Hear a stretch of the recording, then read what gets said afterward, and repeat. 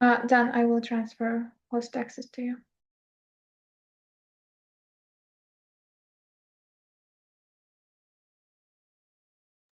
Yeah.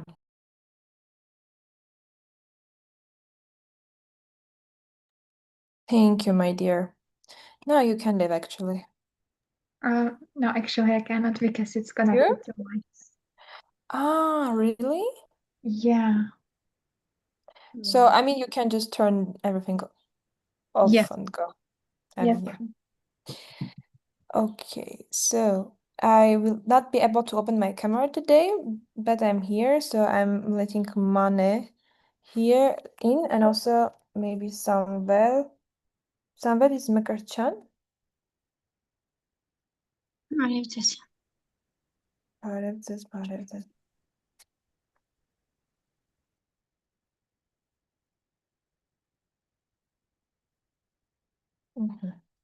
Let me give on co-host. Mane ջան, քեզ էլ եմ տալիս co-host, բայց ոչ մեկին դեռ մի ընդունի, ուղղակի ունեցի։ Ան արդեն տեսար, չէ՞, spotlight-ը արդեն։ Մենք արդեն YouTube-ում ենք, by the way։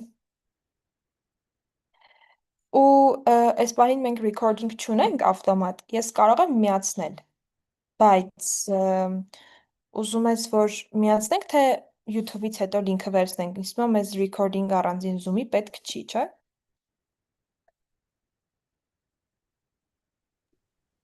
Եթե կարանք վերցնենք, կարծում եմ, չէ։ Որտեվ YouTube-ից էի վերցրել, բայց ես քեզ սպասի host տամ, ու դու նորից բան արա։ Ինձ co-host-ը։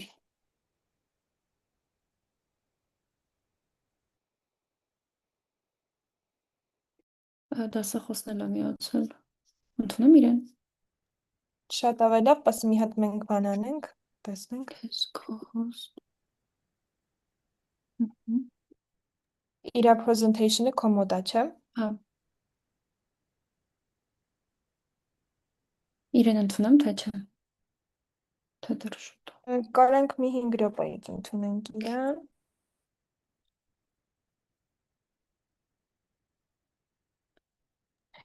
Սամվելին միացրեց իրան էլ co-host տանք, բայց ասենք, որ չընդունի մարդկանց։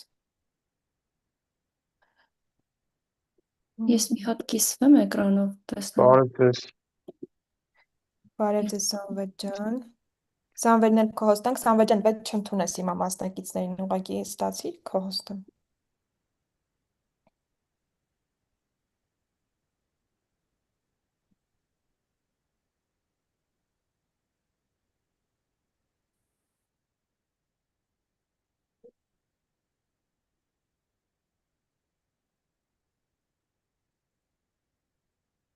Մի հատ անհամեստ հարց է, հոստը ոնց ենք ստանում, որ Հեսա քեզ կտա։ հա, Ամենը։ դուք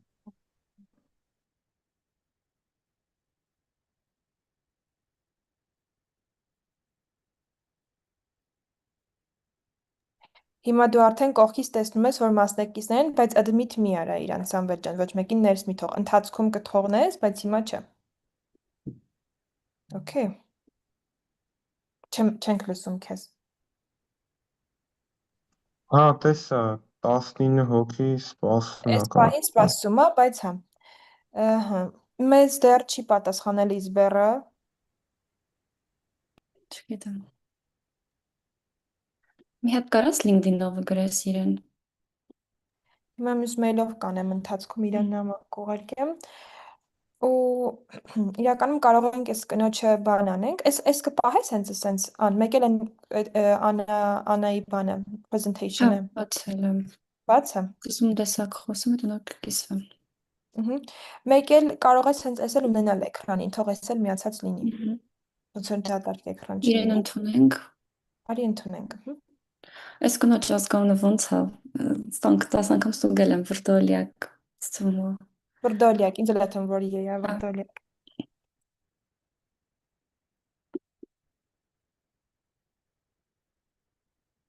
Ընդունում ես։ Okay։ Այո, նամակ գրեց։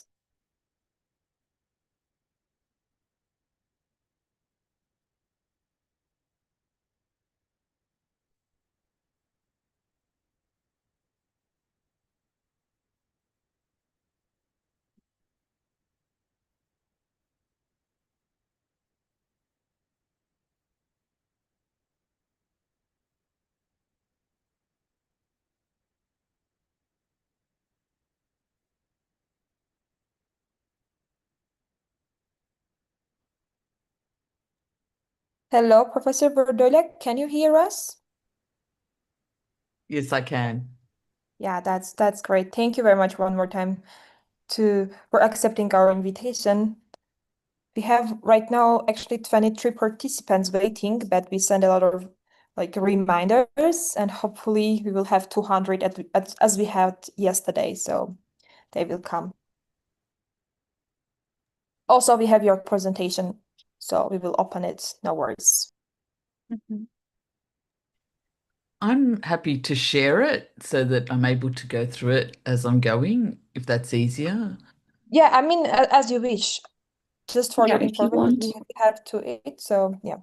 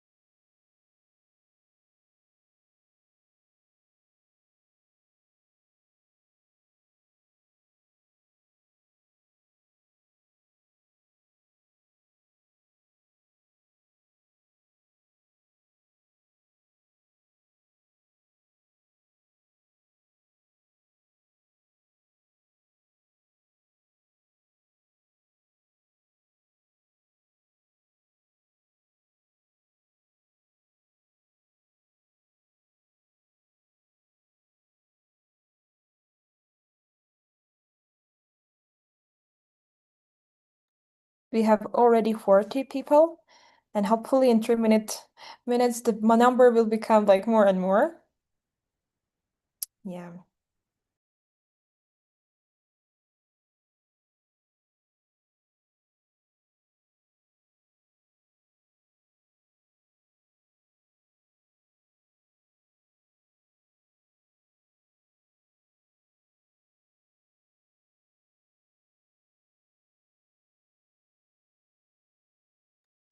Okay, I guess we can let everyone in, so we can start in right 2 minutes, okay?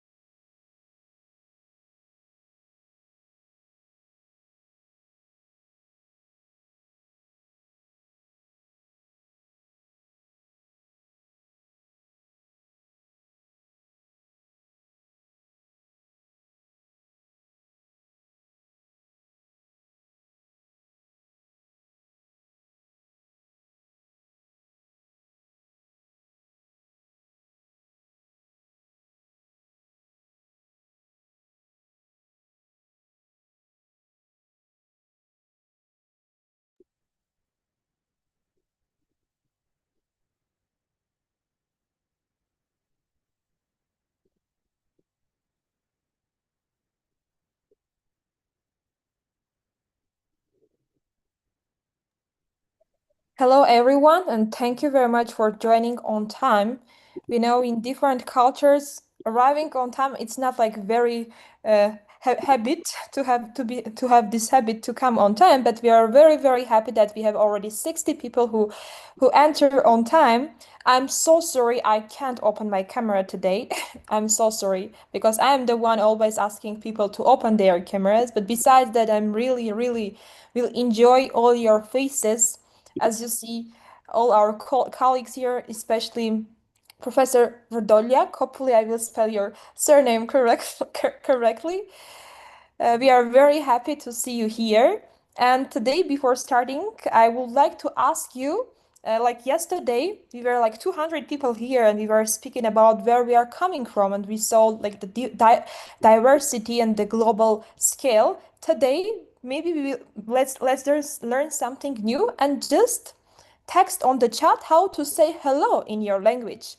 It will be very interesting. You can write with your alphabet, but like have the spelling with the Latin one so we can read it, but it will be very, very interesting. I see the first one, Bardi wrote something maybe in Arabic, but I can't read, so it will be better to see how we can like read it. So I see Barev, but I know that it's Armenian, so I can read it, but it will be great to see how we can read it. So salam, salam, namaste, for sure Indian, jumbo, merhaba, привет. Zambian one is very tricky. Mulibwanji, hopefully, very interesting. Namaste, namaste, ciao, hello, hello, Jor Pakai, most probably. It's very, very interesting to see this diversity. This is because this is also the part of culture. Witаю, zdravo, Iva. Hello desde España, bon dia desde Catalunya. Oh my God, I hope I spell it correctly because I don't have any understanding of Spanish language, but thank you very much, Sanu. And that Nahu, merhaba. Hello from Kenya, Jumbo Dada. Gamar Joba from Georgia, yes, from neighbor country. Thank you very much for joining, Gamar Joba. Uzbekistan, how you call it in Uzbek? Hey from Kurdistan. Salam from Pakistan. That's great. That's amazing. Thank you very much for sharing words. And yes, I think I can see more words, but it will be great if you continue, if you see that there is no greeting way in your language. I see Evari Bicher Chawani. Very interesting. Very interesting local tribe languages. I hope one day I will be able to understand all these hellos, at least in different languages. Shela from Kenya, Salam and Det Nahu from Ethiopia. Czech, I can't read Czech from Polish because I learned a bit Polish, so that's great. I saw something familiar to me. Esa from Haiti. Esa is the name, I guess. Thank you very much for sharing. Yeah, and now I will pass the stage to Anna for some technical issue, and then we'll have our first very inspiring speaker to learn today more. Anna? Thank you Anna? so much. Do you hear me? Yes, go ahead. Good morning, good afternoon, or good evening, everyone, depending on where you're coming from, joining us from. Welcome to our International Conference on Cultural Heritage Preservation. It is a pleasure to see you joining us from different countries. So thank you for being here and thank you for your interest in protecting and preserving our shared cultural heritage. Today's theme is cultural peace building, legal protection, international heritage action. So throughout today's sessions, we will explore more how cultural heritage contributes to peace building, how it is protected through international legal frameworks, and how important role does the international institution have. And about civil societies playing in safeguarding heritage, particularly in times of conflict and crisis.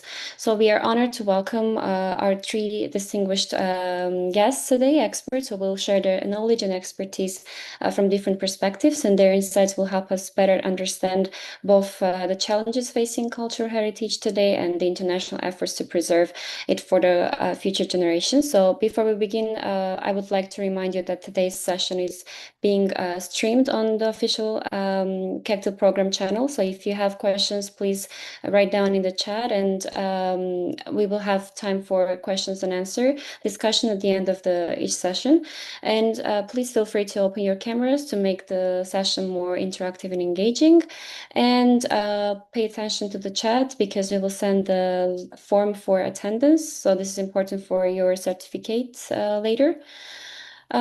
So yeah, it's my great pleasure to introduce our first speaker, Professor Anna Filipa Vrdolyak, Professor of Law and UNESCO Chair, International Law and Culture Heritage. She's a co-coordinator of UNESCO UniTwin Network on Culture in Emergencies. So today she will speak about international legal frameworks, protection initiatives. So thank you so much for joining us today. The floor is yours. Do you want me to share your presentation or no? Okay. Dobar dan, so I'll say it in Croatian. That's my parents' home country and where my background is. But g'day in Australia, and also ni hao. I've just come back from China teaching as well in many of these topics. So I'm very, very grateful to you, Anna, but also Ms. Gregorian as well for these wonderful introduction and invitation to participate in this event. Having organised international conferences, certainly not on this scale, I congratulate you on your bravery and your achievement. And this is a wonderful opportunity for everybody. It's part of the remit of the UNESCO chair, which I hold, to spread the word in relation to legal protection. So I'm really, really grateful for this opportunity.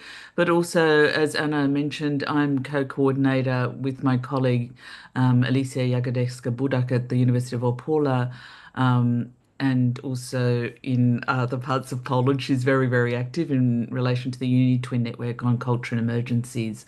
That covers not just armed conflict, but also disasters, climate change, and I'll speak to some of that at the end of my talk. I'll speak for probably about 30 minutes. I'll try to keep to that time so that there will be Q&A at the end so that people can ask questions, and I'm happy to answer questions. If we run out of time, and you'll get my email at the end, please reach out if you're interested in this area. I'm happy to provide further information. So let us begin. If I can, let me see. It's not letting me go forward. Here we go. Okay. So the talk will be in two parts. I'll be looking at the legal frameworks and also then the protective measures or initiatives in this area. And that'll be both implementation and enforcement, as we will see. Both of those aspects are very, very important for responding and peace building. And I would say, and as you will see as I go through, I would emphasize crisis prevention, so trying to prevent the conflict happening in the first place. And that's it has always been part of UNESCO's remit. You see, wonderful. Okay, so the first part, as I said, we'll be looking at the international legal frameworks. And apologies for all of you, but I am a lawyer, and that is the topic that I've been assigned. So I'll be looking at the specialist framework in this area in relation to protection of cultural heritage during armed conflict, which is referred to as the 1954 Hague Convention and its protocols, and also then international humanitarian law, that broader body of international law, which is the law and customs of war. And then finally, what I'll be looking at is international human rights law, and I'll try and explain how those all interact.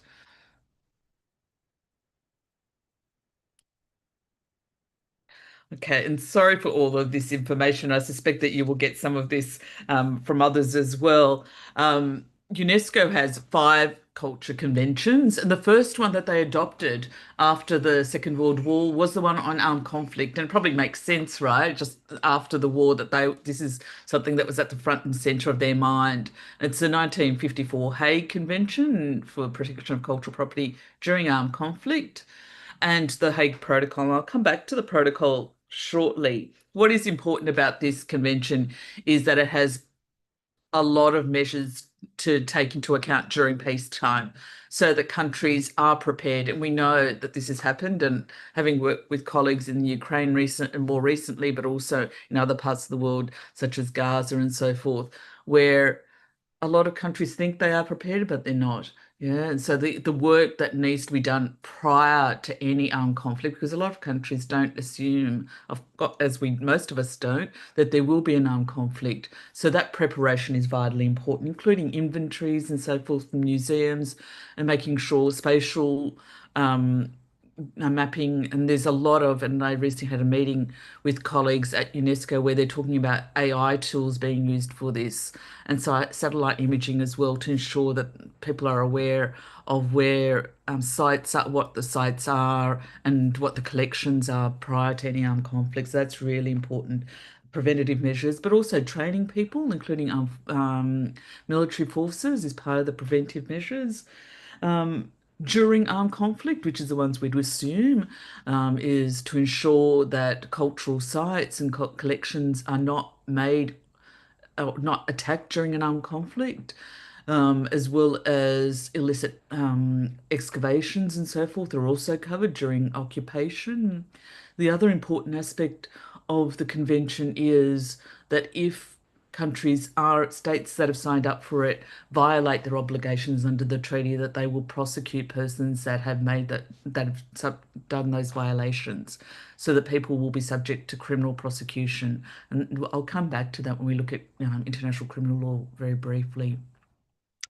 The Hague Protocol, the 1954 one, covers during belligerent occupation, so that when a country is occupied by a foreign power, that foreign power cannot illicitly remove cultural objects, whether from archaeological sites or collections from that territory, and there are all those obligations around that. By the late 20th century, it became clear that that convention was very scant, that there wasn't enough information about the obligations, and that's why they adopted the second protocol, with a lot more detail, particularly around when military necessity and what that it means in relation to cultural heritage and its protection during armed conflict, and also prosecutions of grave violations and universal jurisdiction. So that whole framework is vitally important in this area. It's a specialist framework in the area. The reason I've mentioned the World Heritage and all of these, I would counsel countries and your own home states, if they're not states parties, to be parties to, because it's important both for during armed conflict, but also during peacetime in relation to preparedness.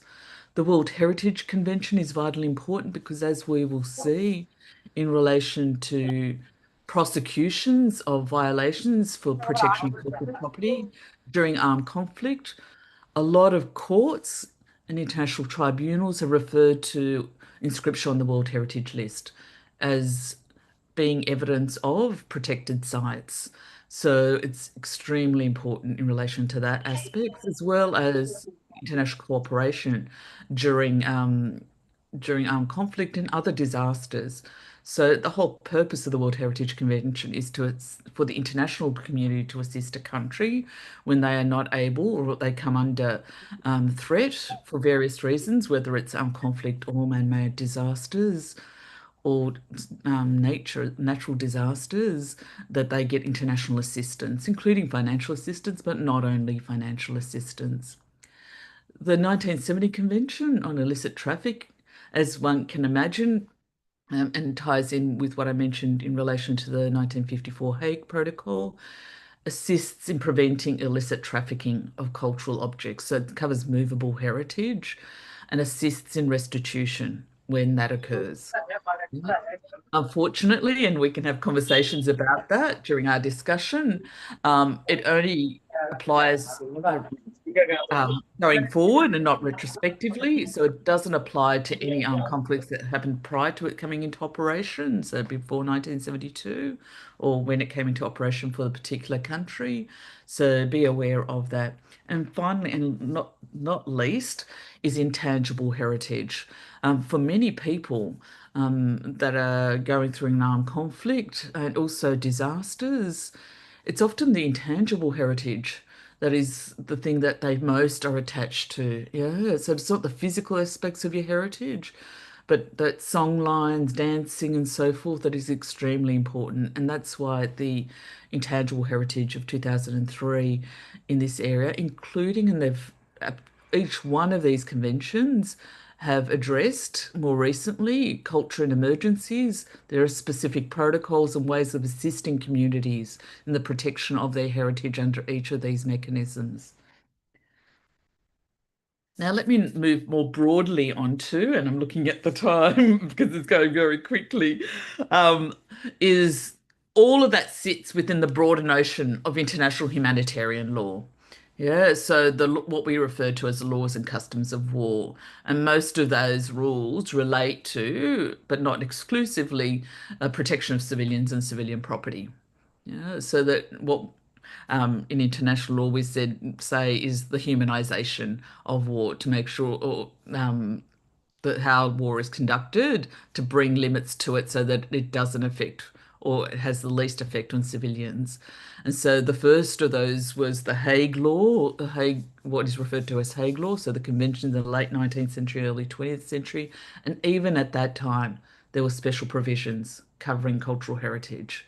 Yeah, so during siege and bombardment, but also during belligerent occupation. Yeah. And at that time, they were even said, and it was quite unusual in those provisions, is that if those protections were violated, the people be held responsible for it in courts of law. The Hague Rules referred to special protection of certain cultural property of significance, so that if that was attacked, that would attract prosecution. After the Second World War, we had a further elaboration of that under what is referred to as the Geneva Law. But it wasn't until the late 1970s, with the additional protocols, that those provisions came into Geneva law specifically. And that is the first protocol, which covers international armed conflicts. Yeah. And the second protocol, which covers non-international armed conflicts. And both of those are really important because of the last point there. The Geneva Law very much gives us information about what are grave breaches of international humanitarian law that people should be held to account for. And that is why the Rome Statute establishing the International Criminal Court was so important. It was the first permanent international court and criminal court in The Hague, and I'll come back to that shortly.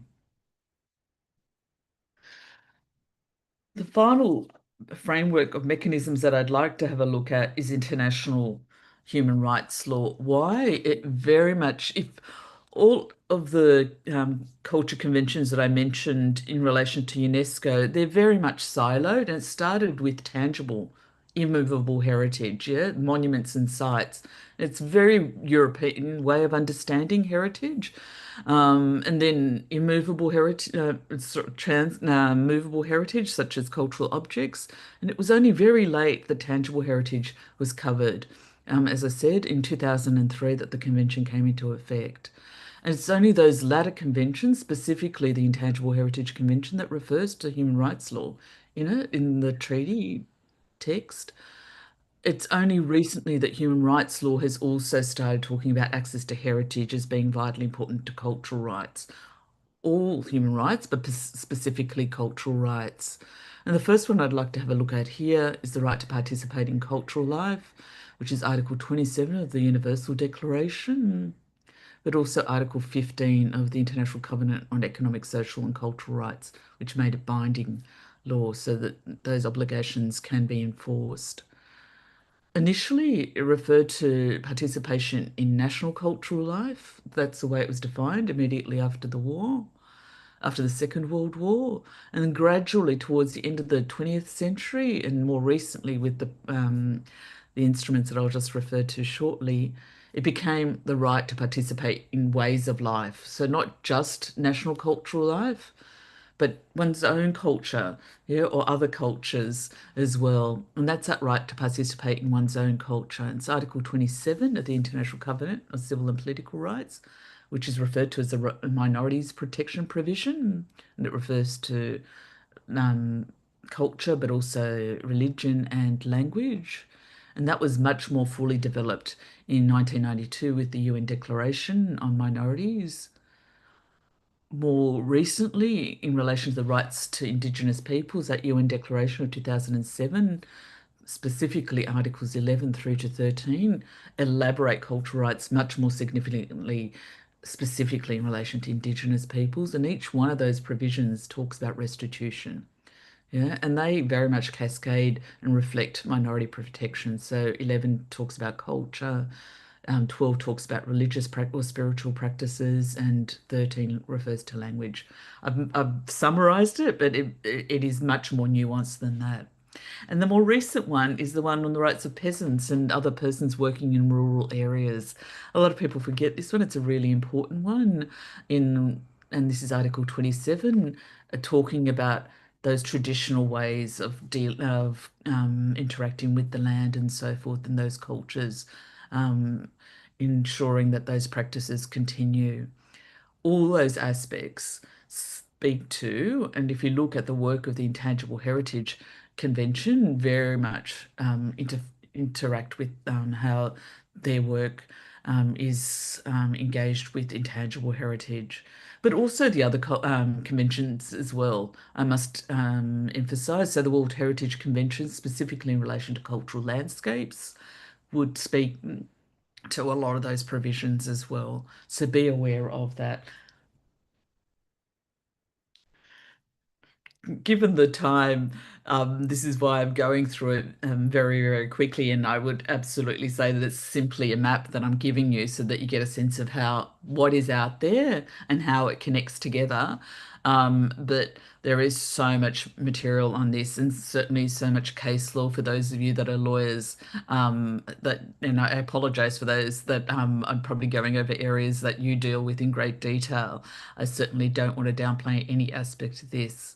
So the second half of my intervention, what I would like to emphasize is, it says protection initiatives. I would more say that it is implementation and enforcement across those elements. So the first we'll cover is UNESCO and culture in emergencies. Be aware that now UNESCO has a culture and emergencies unit, a specialist unit that goes across those conventions. They had initially, about a decade, more than a decade ago now, had a Heritage for Peace unit, and that continues. But there is this now Culture and Emergencies unit, which not only covers culture during armed conflict and belligerent occupation, but as I said, also during disasters. Climate change is a huge issue for them as well. For example, in the most recent meeting we had with them, they were talking about the Venezuelan earthquake and bringing together a team of people that would be able to assist on the ground, as well as preparing for the huge climate event that is forecast for later this year, in relation to the what they're calling a Godzilla El Nino that will cover many, many regions. So that this unit, which sits in the culture sector, it's already preparing for that. Yeah. And the resources are small, yeah, relatively speaking, given the challenges that we are facing internationally, regionally and locally. Yeah, so it's really important. The emphasis is also obviously where there is expertise to bring in expertise, but also to always work with the people on the ground. Yeah. The other three things that I would emphasize here, but certainly not the only ones, are basically the secretariats of the conventions that I referred to earlier. So within UNESCO, each one of those treaties has what is referred to as a secretariat, which is a group of people that ensure that the treaty is implemented and liaises with states parties so that the official meetings occur, but also that the day-to-day work of the what is intended by the convention occurs. And so the World Heritage Centre is the secretariat for the World Heritage Convention. Similarly, the 1970 Convention has its secretariat, but also an intergovernmental committee on return and restitution, as well as another committee, a subsidiary committee, and the secretariat for the Intangible Heritage Convention, as well as committees. Yeah, and the Secretariat for the Intangible Heritage Convention also has an NGO forum, which is unusual compared to other conventions. So, for example, the World Heritage Convention has a whole series of advisory bodies, which are professional bodies, and they're the first three that I list there as professional organisations. So, ICOMOS, ICROM and IUCN. And you had the wonderful talk yesterday from Ahmad, who prepared the toolkit with ICROM in relation to preparedness during peacetime. Yeah, so they do a lot of important work, technical work, provide expertise and so forth for countries, for sites, for collections. So the collections would be the International Council of Museums. Yeah, they're very, very important. I've mentioned there the body that I'm involved with, which is a collaboration of NGOs, UNESCO centres, which are research centres, but also professional bodies which provide expert advice across regions. Yeah, so it's a important, there's a collaboration amongst many different entities. And I've only given you a taster. You will be hearing from others that are NGOs, that are professional bodies that work in this space. It doesn't always work effectively, and we can talk about that. It's the nature of disasters and armed conflict that it happens and often happens unexpectedly. But certainly, I think I know that there people are trying to learn from the mistakes of the past and to remedy that and to be much more efficient. But we can't predict everything, but we certainly, people try and be effective with the limited, and I genuinely say this, limited resources that they do have. And we know the challenges in relation to aid and so forth in this space. So please be aware of that. International criminal law. I was initially only going to deal with the International Criminal Court, but I think it's really important for you to understand the broader picture, and this is only part of it, so that the UN Security Council has for a number of decades now become really interested in this area because of its implications for international peace and security and regional peace and security. And that is the destruction of cultural sites. And this became particularly clear probably initially in Iraq during the 1990s and in the early 2000s, but more recently with ISIS in Syria, many of you are probably too young, but certainly some of you may remember where there was recordings of and then posting on the net of the destruction of cultural sites as ways of inciting public opinion to what was happening, but also the illicit excavation of archaeological sites and the removal of antiquities onto the international art and antiquities market for revenue raising to fuel the war effort. And that is absolutely not new in this day and age. So the problem with that is that it's ensuring that the armed conflict continues, right? You're paying for the war. So that's why it is absolutely wanting to be addressed by the international community. And that's that resolution, which is the first one dealing specifically just with cultural heritage, 2347 of 2017, covers Syria and part of Iraq. And the activities of ISIS, but those principles very much go to what I was talking about with the 1954 Hague Convention and also international humanitarian law.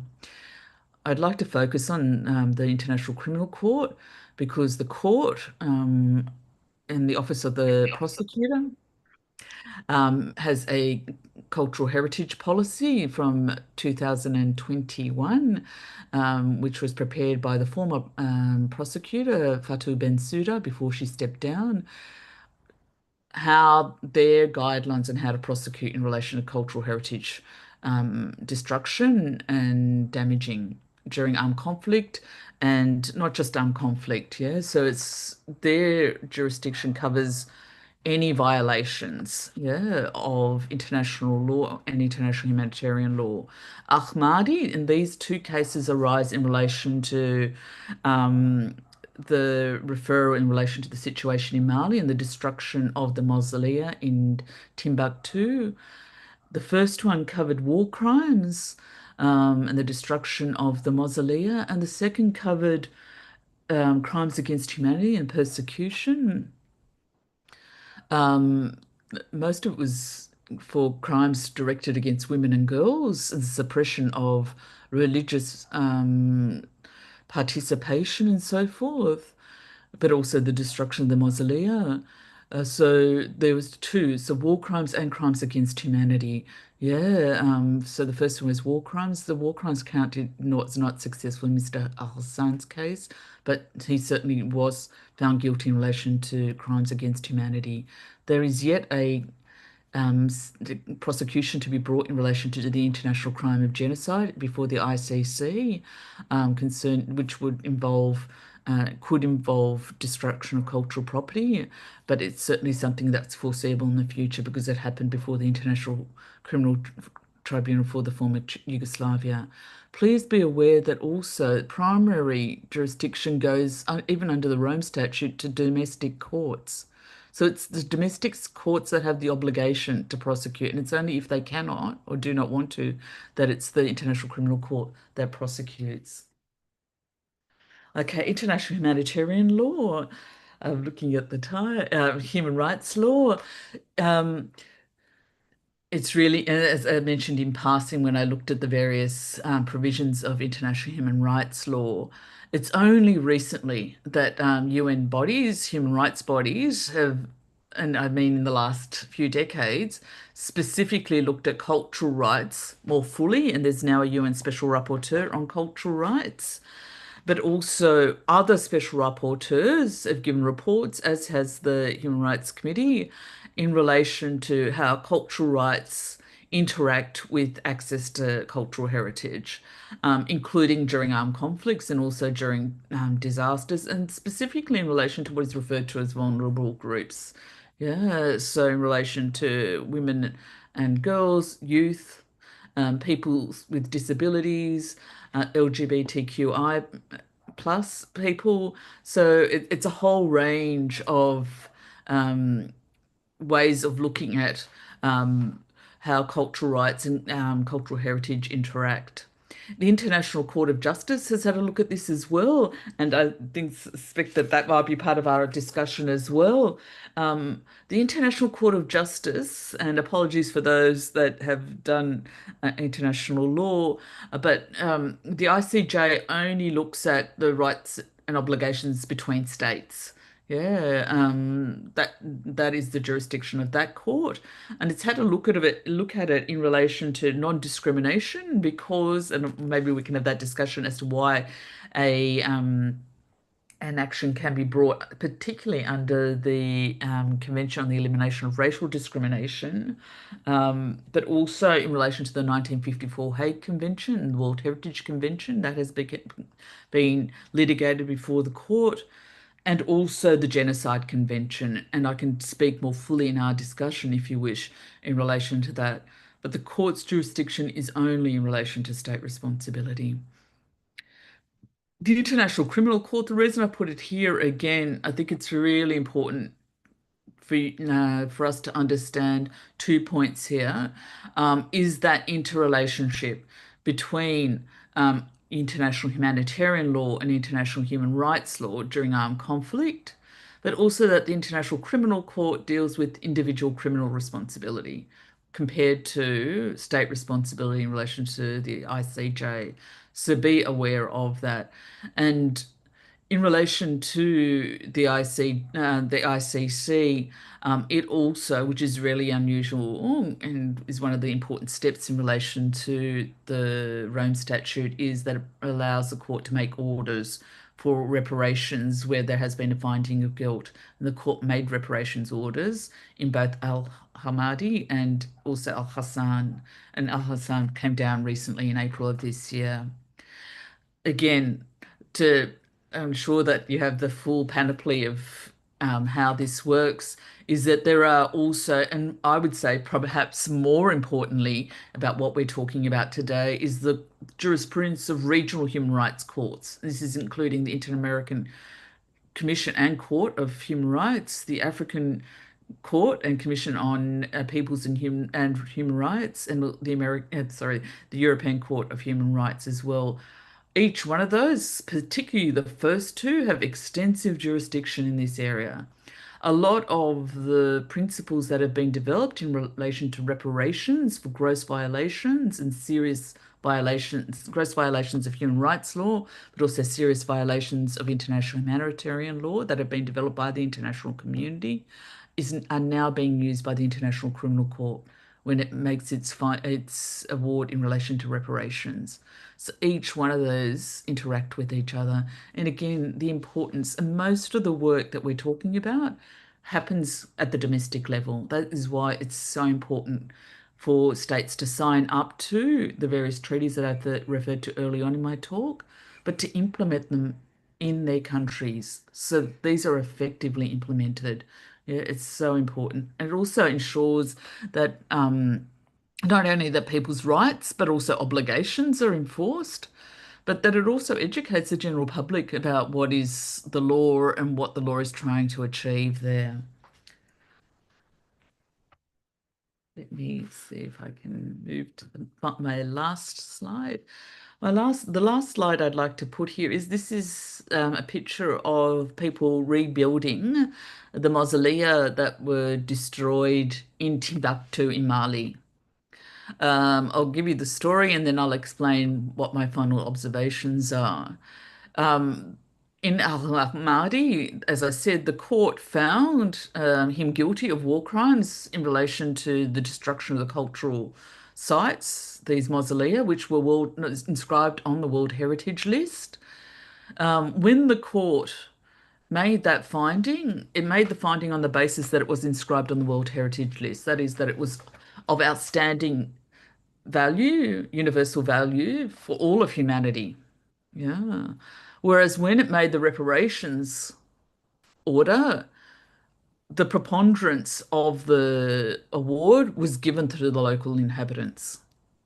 Why? And there was only token sums, €1 to the Malian state and €1 to UNESCO.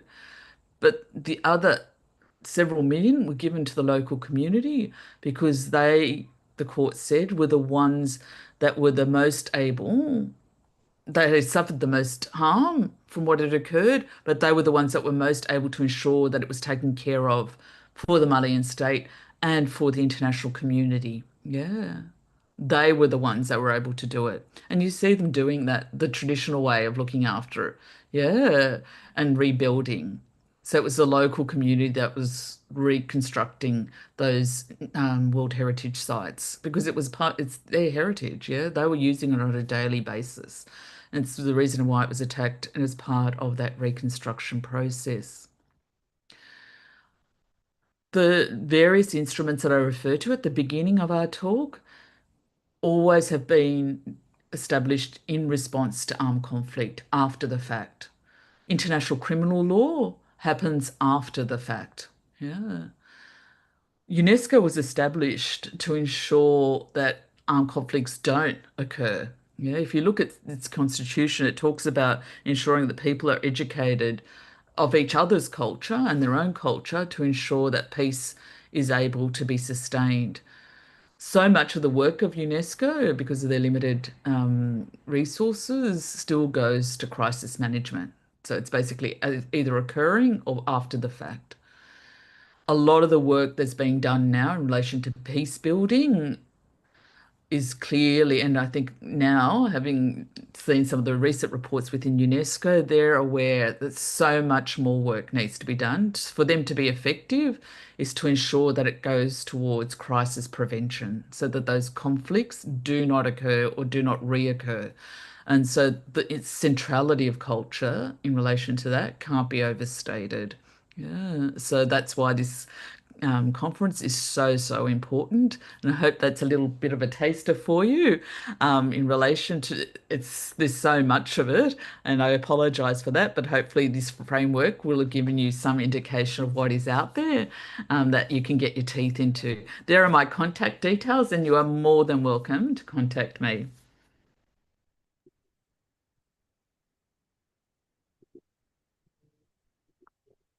Thank you so much for your inspiring presentation. Dear participants, you're free to ask questions. You can raise your hand or just write in the chat. We have one question already asked by Ahmed. Maybe, dear Ahmed, you can also say it out loud.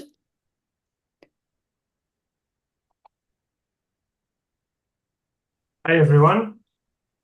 Can you hear me? Thank you, Anna, for this presentation. Thank you very much. My question, if I may to ask like one question, is regarding the 1970 UNESCO Convention. We see that there's no retroactivity. Why is that? And does not that limit like a huge, in much sense, this huge chunk of like especially colonial time and so on? And also the UNIDROIT 1995, there's those statute of limitation, like after 3 years, you're not allowed to file complaint anymore. Isn't that also limiting? Yeah, thank you. Absolutely. I did my PhD in movable heritage, in fact, in relation to restitution during of things that were removed during colonization. Hence the accent. You can imagine it's really important. And so I'm still really surprised that it's still so important to people and it's still an issue. What I will say is, yes, you're right. And it's just the nature of law, and I'll say law, not just international law, that it obviously it's important from a justice point of view that if a law comes into being that it is not a retroactive application, right? You would say, okay, I can't be guilty of something if it wasn't illegal at the time. There was no law, right? And this is the way that a lot of countries that have those collections argue it, that there was no law at the time. Yeah. My PhD was that there was legal practice in relation to that, it was very clear that it was what countries were doing after Napoleon's raids throughout Europe, that they required restitution, that practice doesn't conform with that there was no law at the time. Yeah, because they were certainly applying it to Napoleon and others. What I would, and which I've increasingly, and this is what, when I say in relation to Indigenous peoples, people had law at the time. Yeah, it was illegal in relation. Did they give free, prior, and informed consent? In many cases, no, because they were unequal treaties. Yeah. And it was more than likely contrary to their own laws, to those people's laws, where that property was taken from. So I think to say that there was no law, I think is disingenuous. Yeah. Be that as it may, and I think we can go on, that we have done for many decades, gone on in endless arguments. What I will say, though, is it's very clear in the context of our discussion today, that in relation to armed conflicts now, that the Security Council has got involved, right? That the international community does not condone this anymore. Yeah, that when things come onto the international antiquities market from places where there's an armed conflict, that is really problematic. And it's really going to be hard for those collectors or those museums to sell them on the open market. Yeah. And there are things going on now where they're trying to limit that, but be aware of that is very, very clear. The other thing I would say in relation to the historic claims is that there is a lot of work being done, particularly by African states, which they've been doing it since decolonization, to be frank, but it's because the changing international community and the dynamics within the international community, that is now being much more open in relation to the discussion. So particularly in the context of reparations, and there was a UN declaration in relation to enslaved peoples, yeah, that was adopted earlier this year. And part of that calls for restitution. And I'll come back to what that means, but also within the Caribbean. Yeah, those countries are also pushing for reparations. It's part of a broader global effort. And there was a conference in Ghana last month about this. But restitution in that context, and this is where I'll close it off for you, is much broader than what we were talking about earlier. It is not simply, oh, we want this collection back. It is part of a broader reparations of renegotiating relations, not just economic relations, but relations between countries and across the international community to address the inequalities that arose because of those past practices. which those collections are evidence of, right? But it's part of a broader renegotiation of relations, yeah, not simply we're going to now give you this object back, and that's cleansing us of our past history, of enslavement, of colonization, and so forth, yeah. So be aware of that happening, yeah. And makes it's really, really important. A lot of people still think, oh, nothing's happening or there was no law. There was law and there are things happening. Yeah. And please get involved. There's so much that you can get involved with. Yeah.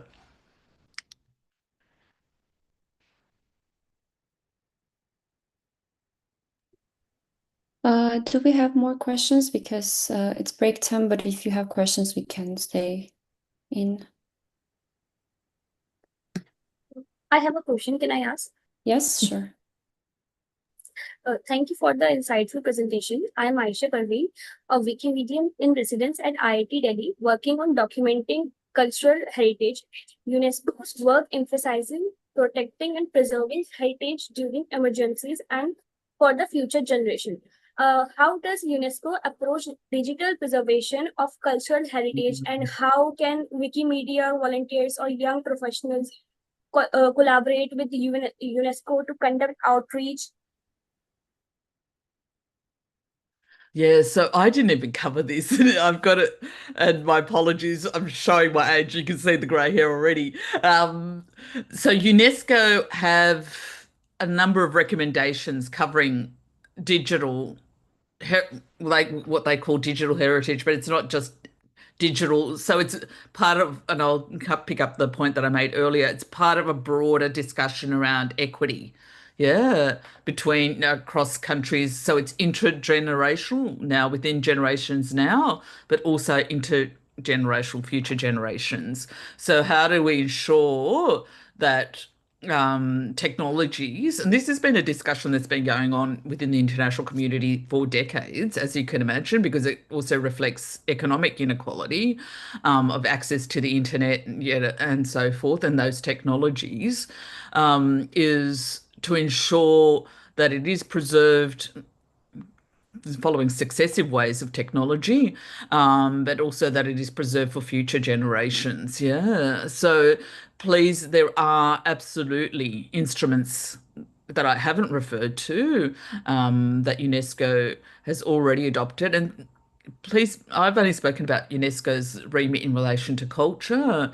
Their remit is also in relation to science, and that's why they get involved in those spaces. So they're quite early on, and they're usually the ones that have that responsibility. So in relation to AI, they were quite very early on that scientists would be engaging in relation to, look, we have a concern here. There needs to be a instrument in place as to how this is going to be used and what are the parameters of it being used, because we know that people have been talking about this.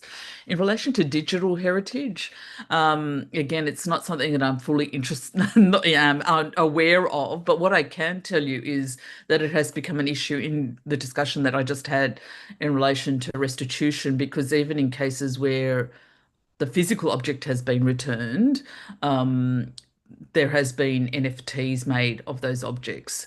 Yeah, and so that becomes an issue in relation to property law as well, if it continues to be circulated and whether the community has control over that, because quite often it's the previous institution that held it tries to assert. So we need to be conscious of all of those elements. Yeah. I hope that answered your question. Maybe it didn't. But please, if it didn't, drop me a email and I'm certainly happy to fill out any answer or to point you in a direction that might be more helpful. Thank you so much, ma'am. And I have one other question. Do you see open knowledge platforms like Wikipedia and Wikimedia Commons becoming a more formal part of UNESCO's strategy for digital heritage preservation and public engagement? So UNESCO has become more and more involved with those kinds of corporations, not with commons, but with technology companies, including AI. I am not, I as much as I'm aware of it, I am cautious of that engagement. I would prefer it to be open access and the sort of Wikipedia model, that wiki model of commons. I am not aware that that's the way that it's being used. I hope it is, and I suspect we're on the same wavelength in relation to that. Be aware, and I know that UNESCO comes under a lot of criticism. They are an intergovernmental organization, and a lot of that funding has now been depleted because of certain countries leaving the organization. Yeah, so they are dependent on some of their work from select countries giving more than they're required. That brings with it its own issues, but also on private organizations such as technology companies. So, as I said to you earlier, they're using AI tools, which it is unclear to me whether it is open access. Well, a lot of it isn't, right? There are proprietary issues around that, as to how, and again, I don't know enough about the ones that they're using. That I think we need to tread cautiously, yeah, in relation to certain tools and how it is to be used. Yeah, yeah. But having said that, there is a lot of really good, and there might be Ukrainian colleagues on this call. There are some of the technology tools that are open access are being used in a really good way by what are referred to as citizen investigators. And I'm thinking here of Bellingcat and others that have developed tools to gather information and evidence that can be used as evidence in relation to prosecutions and so forth. And I didn't have enough time to go into why the International Criminal Court's work and that kind of work is important around accountability for post-conflict, but you can imagine the right to truth and so forth is really, really important. So technology can be used in really good ways, absolutely. But obviously, and I suspect we are on the same page with some technologies that we need to be cautious, including around disinformation, right?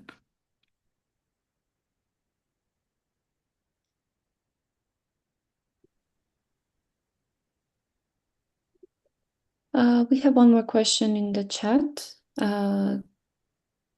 Can Can I go Yes. ahead? Yes, sure. Yes, thank you. My name is, as may be displayed, Kalaro Kamdiokera is my name. I'm from Zambia. I just want our able presenter there to give us a bit of a light. Cultural landscapes many times are difficult to either identify or prevent, especially the destruction of the very resources that makes them having those outstanding values. UNESCO's role is very limited and of course given mostly to state agents. In this case, that is also devolved to communities that are in that landscape to enforce. Because of the race towards maybe the youth, sustainable, it may not be really the problems of the communities, but sometimes development overshadows the local people's desire to protect, manage, conserve, and maintain, sometimes even restoration.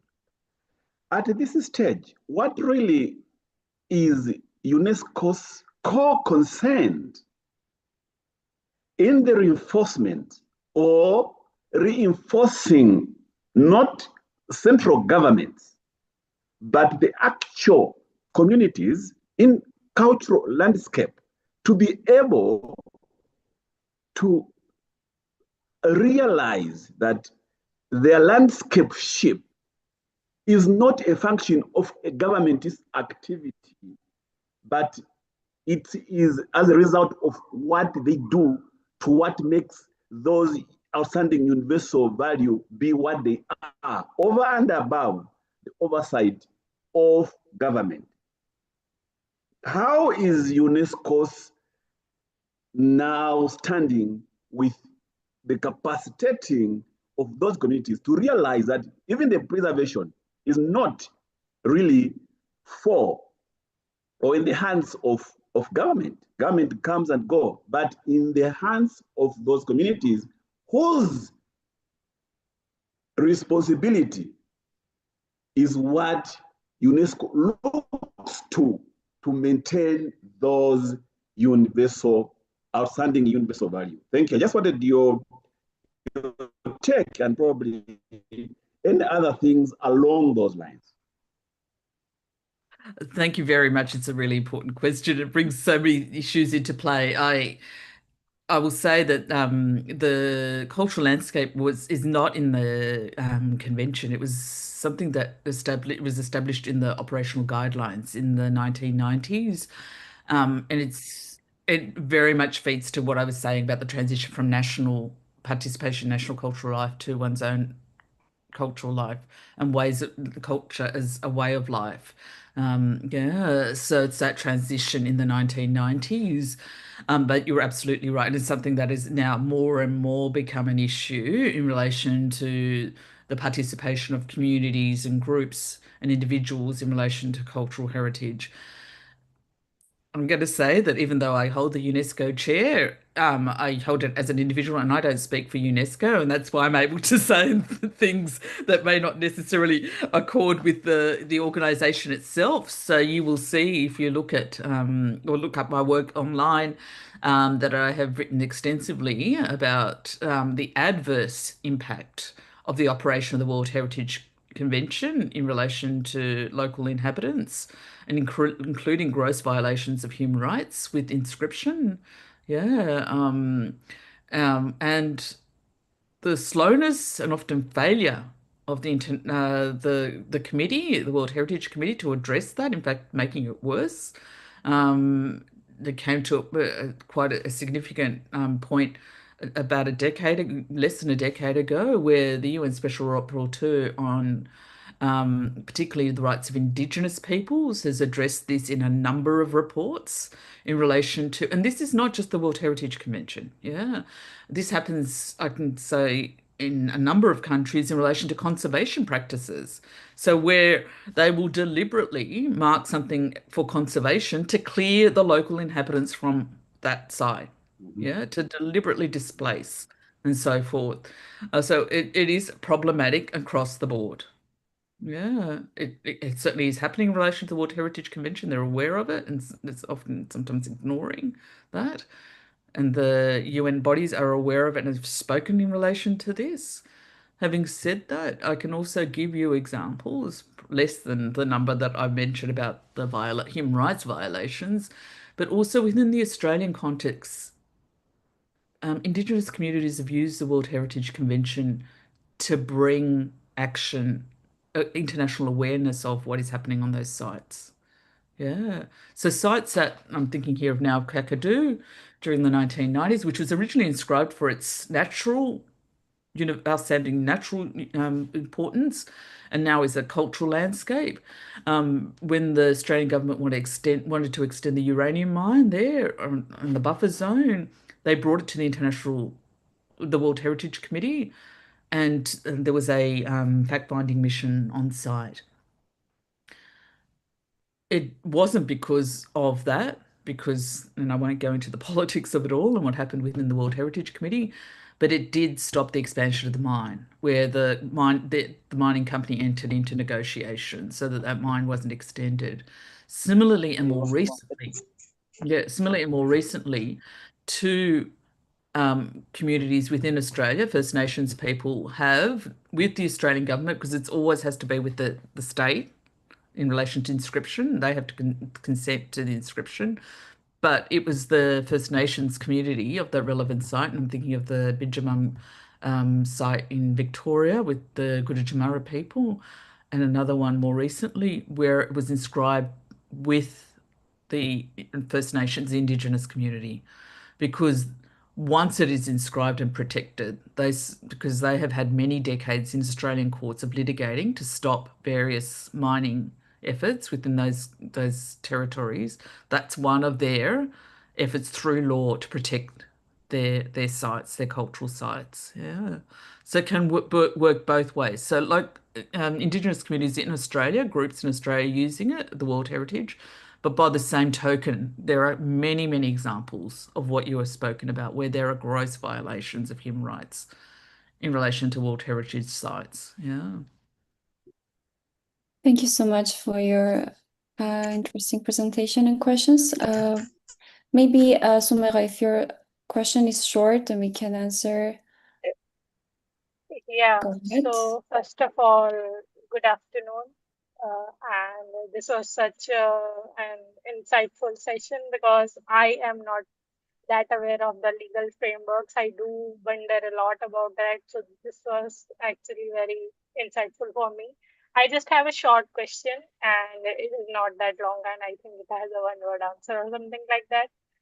So you talked about like the armed conflicts and the convention related to that in the UNESCO, but I have this question that, for instance, there is a peaceful time there is a peaceful time comparatively to the armed conflicts or something like that, or maybe interregnum because we don't know about the future yet. Maybe there is going to be another conflict.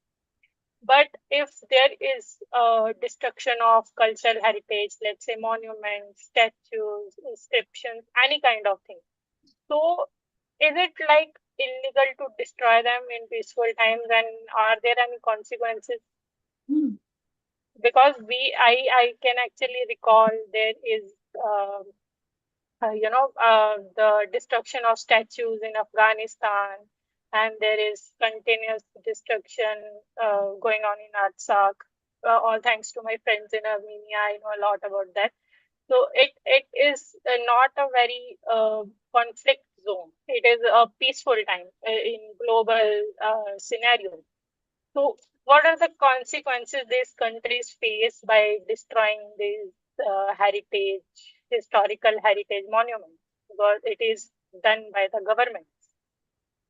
So is there any, law against that, and who is held responsible? And what is the process? Thank you so So, much. no, not a problem at all. So certainly in relation to war crimes, that is, it has to be during an armed conflict, whether it's national, international or non-international. But crimes against humanity in relation to persecution, which I mentioned in relation to Al-Hassan, that doesn't have to be during an armed conflict. Yeah, that can be during peacetime. But obviously, and you'll see if you look at the crime under the Rome Statute, it has to be systematic. It has to be directed at a group. Yeah, discrimination, systematic discrimination against a group, and that's why it's been targeted. And that certainly happened in relation to Al-Hassan because he saw that practice of Islam as being not haram. Yeah, the way he saw that it should be practiced. So it absolutely can if it's being done on a discriminatory basis. And then obviously also, and I'll use this as a chance because I wasn't able to give it fully in my presentation, if it is so excessive in relation to, because of the particular mental intent for the international crime of genocide, that is the intentional whole or in part destruction of a group, yeah, it can go to establishing the mental element of that crime. It can't be used, if that's the only evidence of deliberately targeting a group for their destruction, it can't be used for the actual element of the acts of constituting genocide.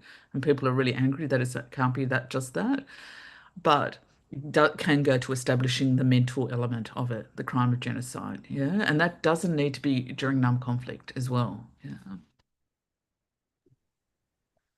As we Thank conclude, you so much for the answer. I actually There's so much more to that answer that I need to give you, but I'm aware of the time, I am including actually thinking, jurisdiction and so forth. Yeah, I'm sorry.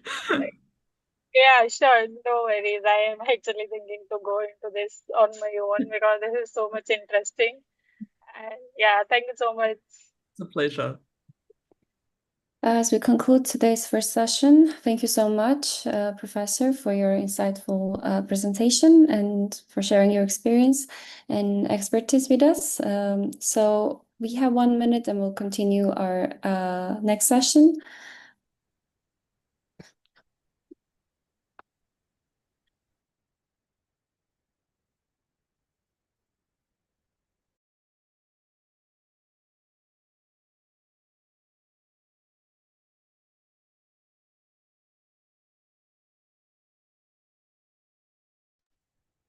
As we're entering another session, I think just a reminder to all participants that let's take the responsibility of filling in the attendance form. Otherwise, if you miss today and then you come tomorrow to say, I didn't fill in the attendance form yesterday, I think it doesn't really make sense. So please take the responsibility and fill each and every form that you're required to fill. Thank you. Thank you very much, Gabriel. As a participant, it's very, very nice actually to hear someone who wants to facilitate and help the group, the team. Also, I wanted to mention that if there are some participants who didn't manage to sign and fill the registration form, please write about it on our to our email and we will answer you. So you can, it's not like, I mean, we see your messages here, we see your texts, but it will be better you send us a message by email. Actually, we are already we have already time to start, but as we didn't have our break time, so I'm going to turn a music, 3 minutes music. Let's not leave the Zoom, but just have a rest. Change your place if it's not very comfortable for you, and then in 3 minutes we will continue. We have our speaker with us, and yeah, enjoy the music.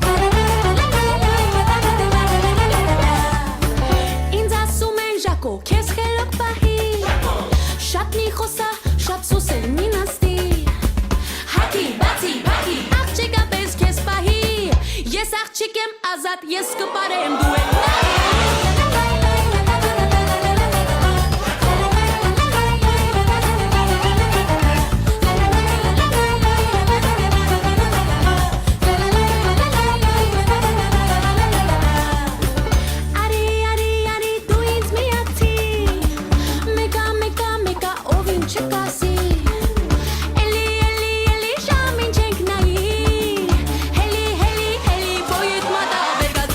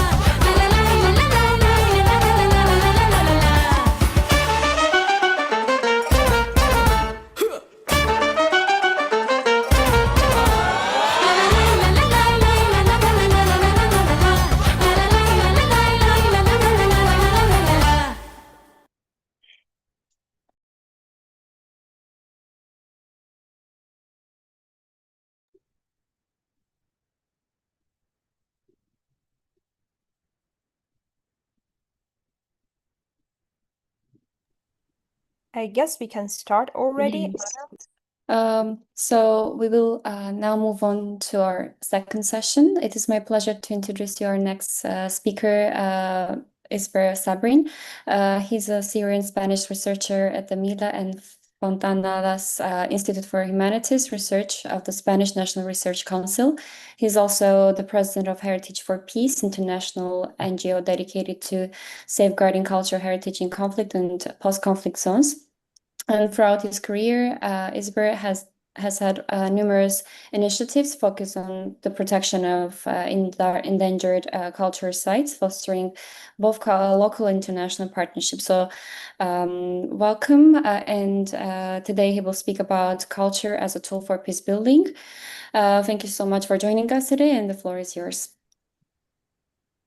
Thank you very much, Anna. It's my pleasure to be with you here in these very interesting workshops, and yeah, just I would like here to highlight that it's the same day last year I was in Yerevan and with some colleagues as well in Armenia.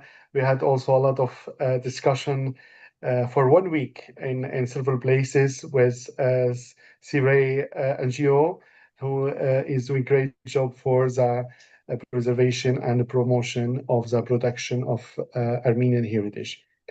Today in my talk, I would like to give some examples and some overviews about the use of basically cultural heritage for peace building. And I mean, the title is about culture as a tool for peace building, but in my talk, I will be focusing more on the use of cultural heritage for peace building.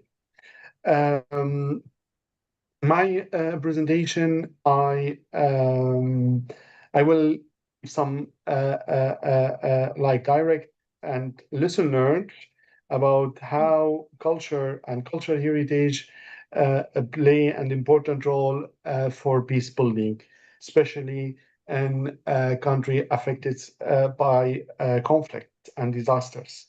By the way, I mean, now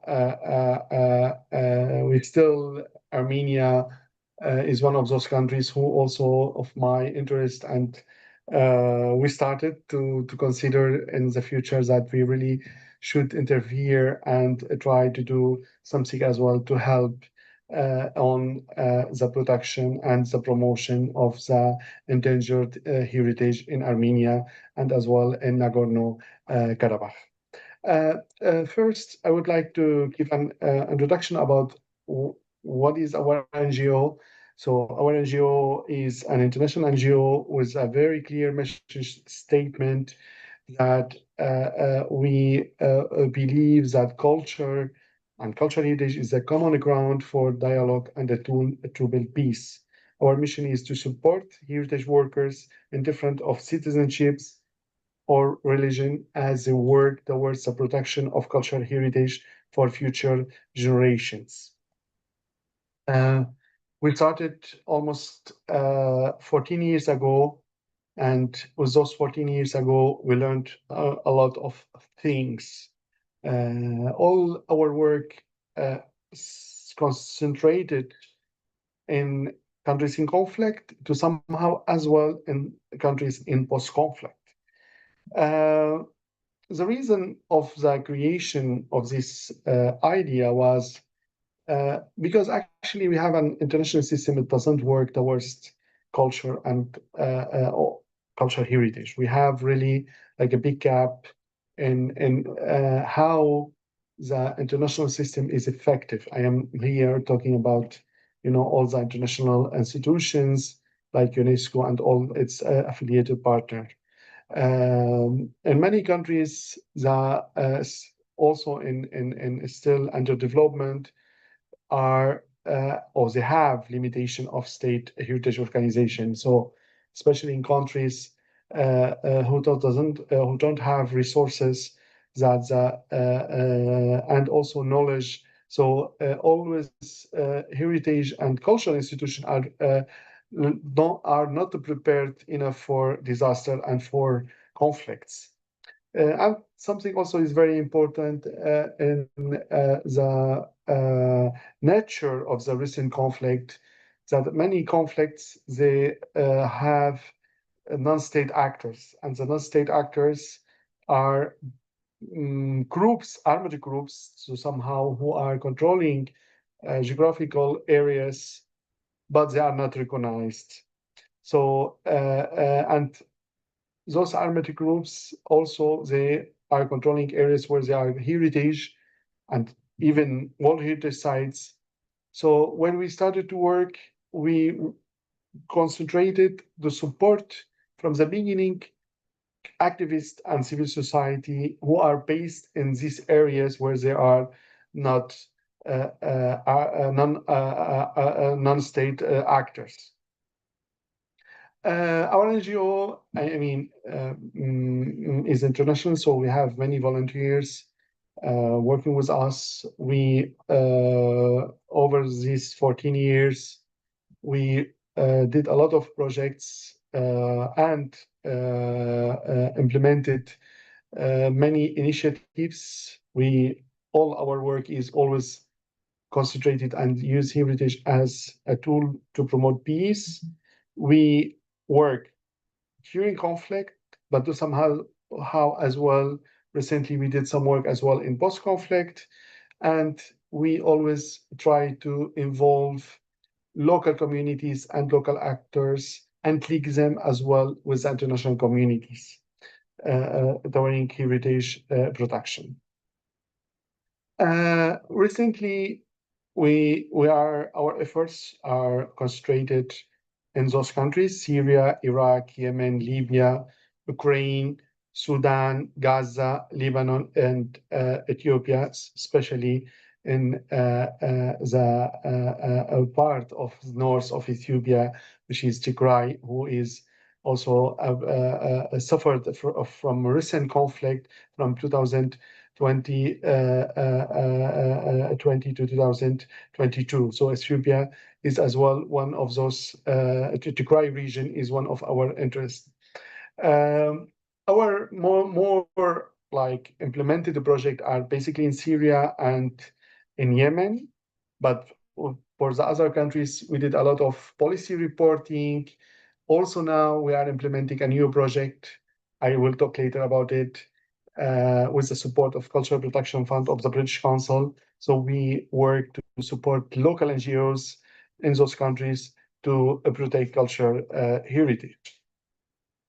Over those 14 years of work, our efforts were concentrating on documenting destruction of cultural heritage in conflict, empowering civil society organization, and engaging youth, building capacity for local heritage professionals, and enhancing crisis response efforts. We launched several initiatives focused in some places of great importance, like Palmyra, Idlib, Manbij, Raqqa, and Taz. Those Palmyra, Idlib, Manbij, Raqqa in Syria, and Taz in Yemen. Heritage in conflict always is a victim. So all of the heritage sites in conflict always were very vulnerable. So all the recent conflict also, we saw that heritage destruction, looting, damage to museums, library, and very importantly, the loss of intangible cultural heritage. As we know, because of conflicts, many refugees, many displaced people, they move and they lost their cultural practice. That's also happened now, and this is one of the biggest as well challenges in Armenia, the moving of entire population from Nagorno-Karabakh to Armenia. So all of those 130,000 people from Nagorno-Karabakh, they lost a lot because of this forced displacement. And this is one of the things which in the future, we are really hoping to create initiatives with Armenian civil society in order to support the protection of these displaced refugees from Nagorno-Karabakh. In the last, since 2020, we launched an important initiative called the Arab Network of Civil Society to Protect Cultural Heritage. So we are grouped around 50 NGOs in Arab countries in order to support the empowering of civil society. And through these initiatives, we work in many countries, especially in 7 countries who are affected by conflict. So we created a network of civil society, identify and define heritage protection projects needed in those countries, enhance visibility of civil society organization, empower local communities' participation in heritage management, foster inclusive social and economic development. But also, this initiative also was with the support of the Spanish National Research Council, where I am now also a researcher working on several areas of research, also connecting heritage and peace building. And also we work on research on regarding empowering civil society for the preservation of cultural heritage. And also we study the looting and illicit traffic of looting and illicit traffic of antiquities in conflicts. So these initiatives and its creation, we created many projects. Later, I will talk briefly about those projects. But most importantly, now, and you can see in this map, we are implementing 14 projects in Iraq, Syria, Gaza, Tigray, Sudan, Libya, and Yemen. There is no place to explain all of those projects, but those projects are implemented now. In the next few months, they will be finished.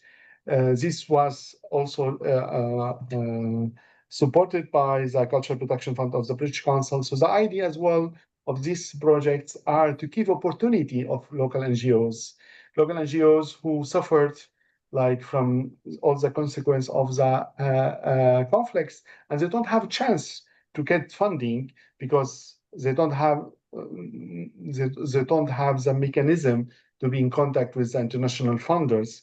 So the idea of those projects as well, all of those projects having as well component, which is how heritage preservation also supports the peace building.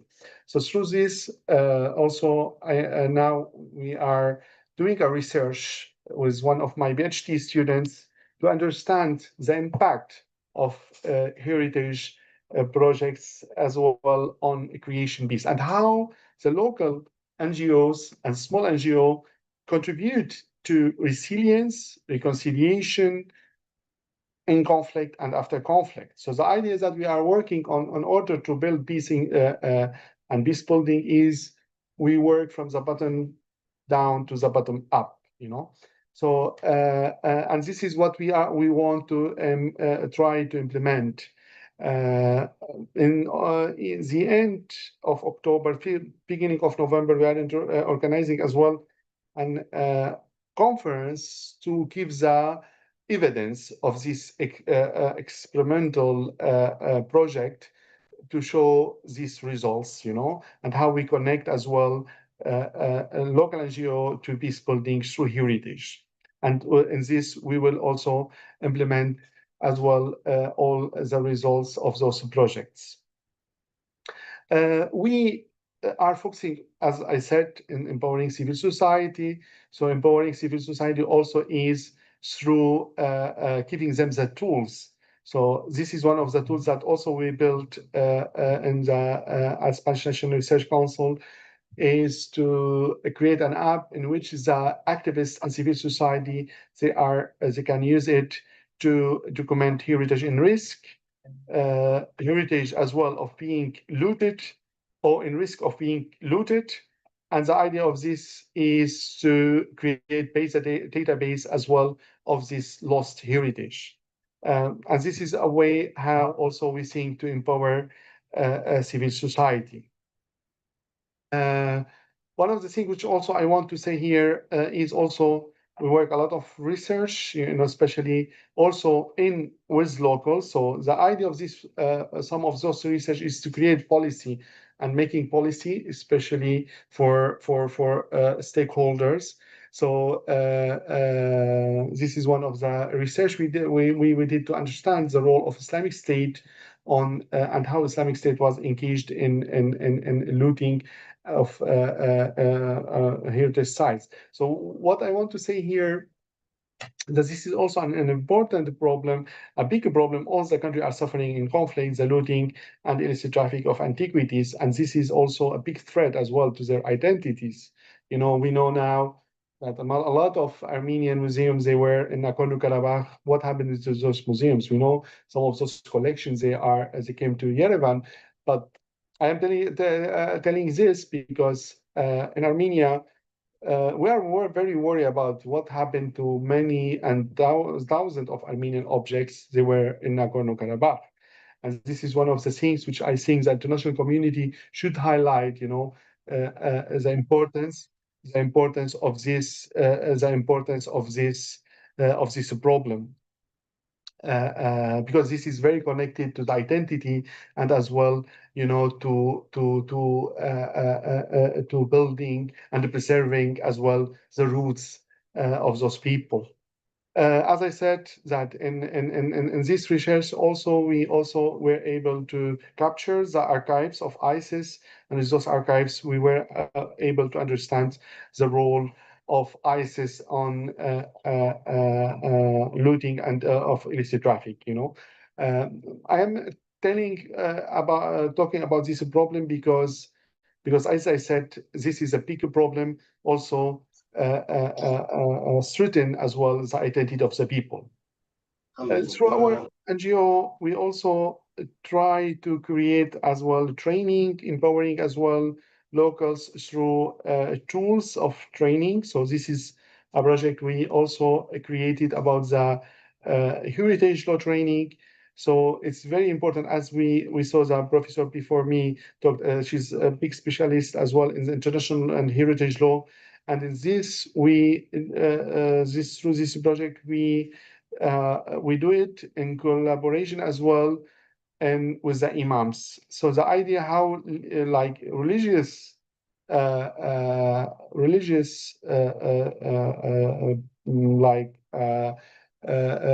people who have also a huge impact on the or effect in the community, they contribute to the preservation of heritage. So this is we created like e-learning program with 13 models in which that we are focusing in those three areas: international law, Islamic heritage law, Islamic law, and national law. So the idea is how we can also empower, as I said, heritage workers as well, religious leader, in order to contribute with the heritage workers for the preservation of heritage. All our projects are focusing on the well-being of the locals, so creating tools for those locals. And this is a project that we want as well to, we started in Syria, but the idea as well, now we are carrying it to other countries like in Yemen, in Sudan, in the future. This also was with the support of a German foundation called Gerda Henkel Stiftung. On the other hand, one of our biggest as well initiatives are Raqqa. So Raqqa is a city in Syria. It became very known in the recent year because it became the capital of Islamic State. So the capital of the terror for like 2014 to 2017. Since the liberation of Raqqa from Islamic State, we were very active. We did a lot of projects, and since its liberation, like now almost 7-8 years, we are working in Raqqa. There is no room to talk about all of those projects, but I would like to talk about a recent project which is very connected as well to our mentality of how we can build peace through heritage. This is a project we also did was led also by Heritage for Peace and a Spanish NGO called Rehabimate, with the support of the Cultural Protection Fund. We worked for almost 2 years in this project to rehabilitate these big buildings that you can see here with traditional as well architecture models. So and we created cultural hub. So in Raqqa, with this cultural hub, it's for community. So we used it to train like women who work on handicrafts. So we trained 20 women who were affected by the conflict. So they lost their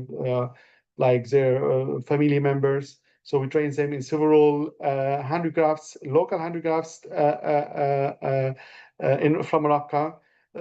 We also used it as well. We are also now continue to use it as well for giving workshops for those children who are as well affected by the conflict. So we use cultural heritage for therapy to somehow. So how we can create self-esteem and trust for the children. So the idea is that we will try to use through this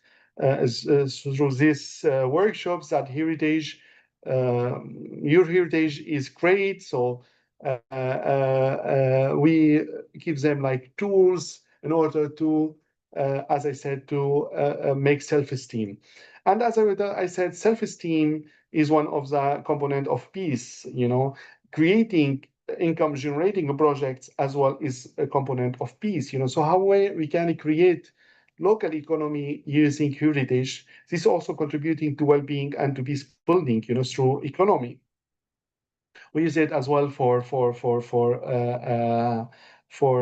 artists. We do also some cinema filming in summer now. Same thing as well in other city as well in Syria, Manbij. This is an important as well building as an Ottoman hammam was used by Islamic State for as a jail. So we rehabilitated it as well in collaboration with our as well partner Rehabimate, and it support with Cultural Protection Fund, and it became as well another cultural heritage hub. On this, in the courtyard of this hammam, also we created an open air museum. So the museums of this city is very important city called Hierapolis. It's a Roman city where a lot of those statues, they were overall in the city, shredded. We collected them, we documented them, and we created this museum. And also, as you see, this hammam become as well a cultural hub. So through it, we organize also many cultural events.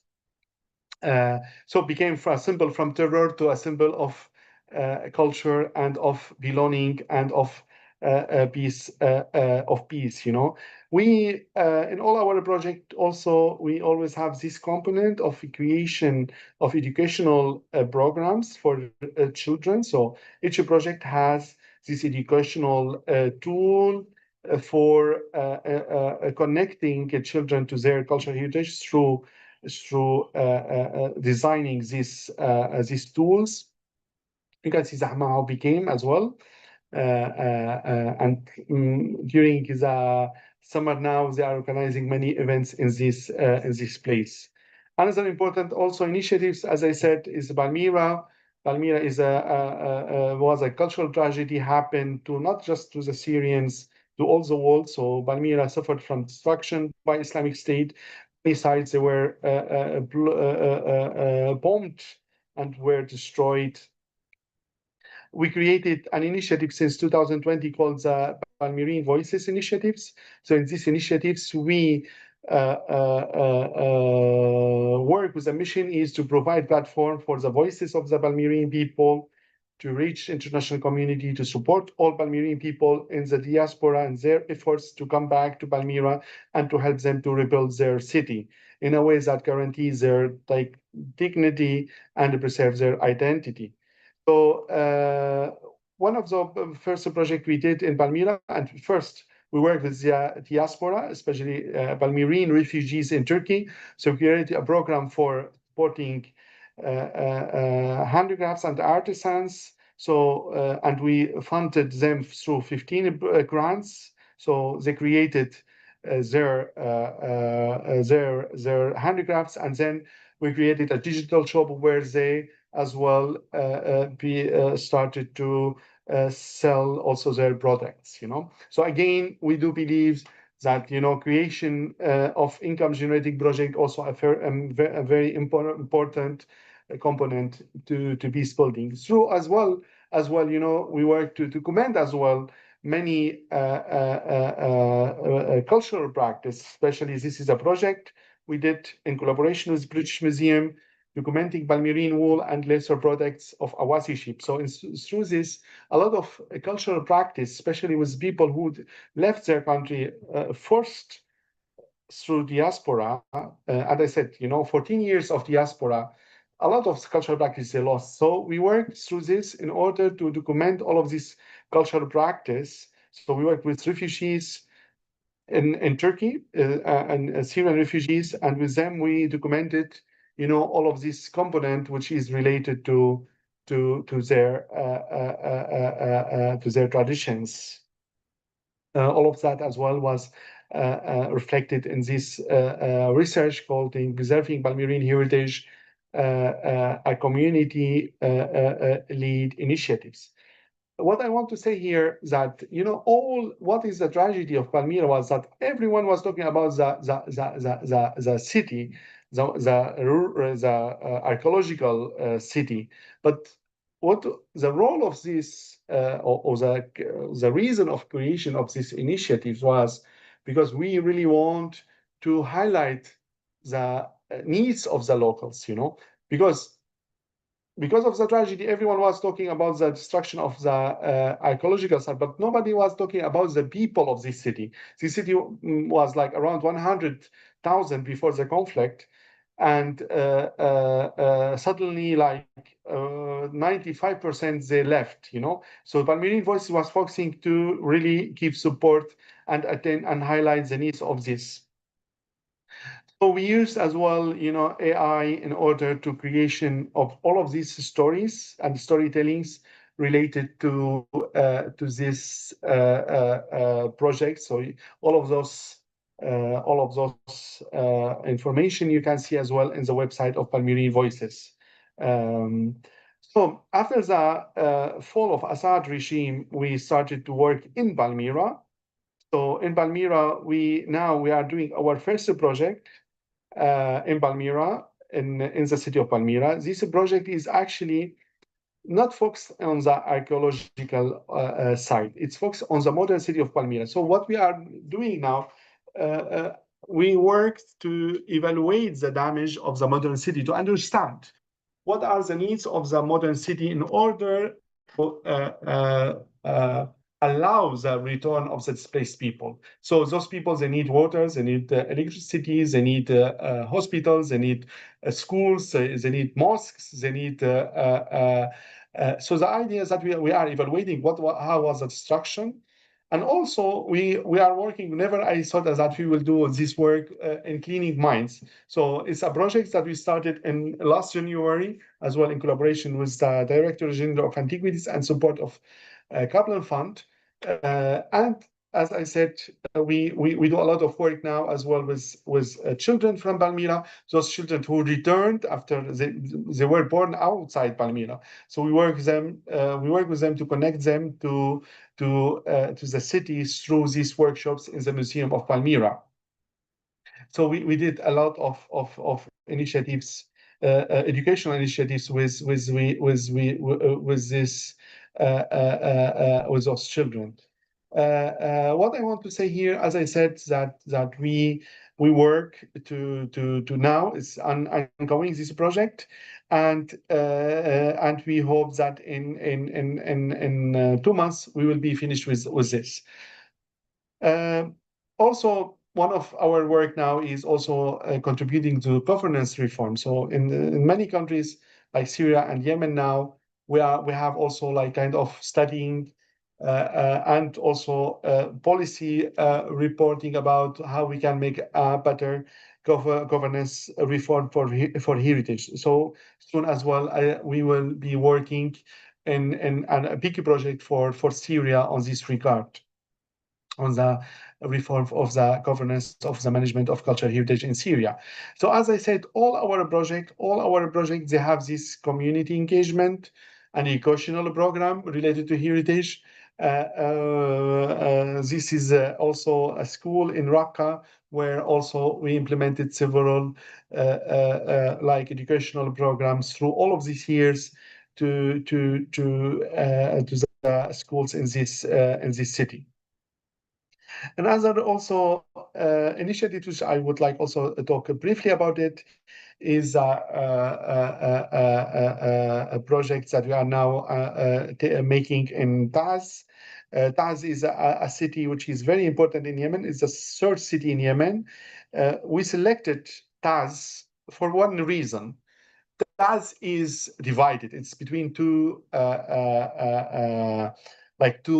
parts which are in conflict: the recognized government and the Houthi government.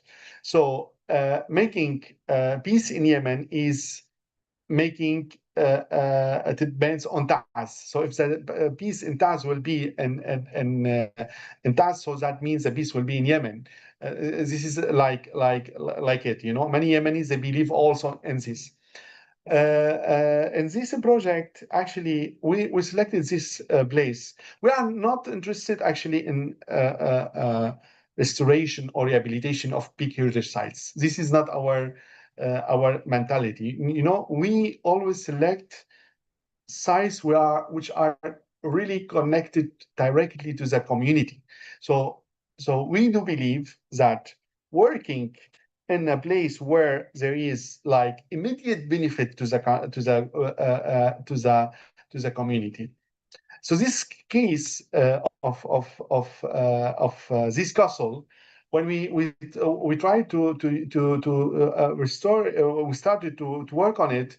It was very clear for us that it is not just an heritage monument. It is first one of the biggest symbol of the Yemeni identity, but also it is a long of the city of Taz. So everyone in the city, when you want to have something nice, or nice time, go to this castle because it's on the mountain and it's like a nice place and it's also a nice park, you know, that.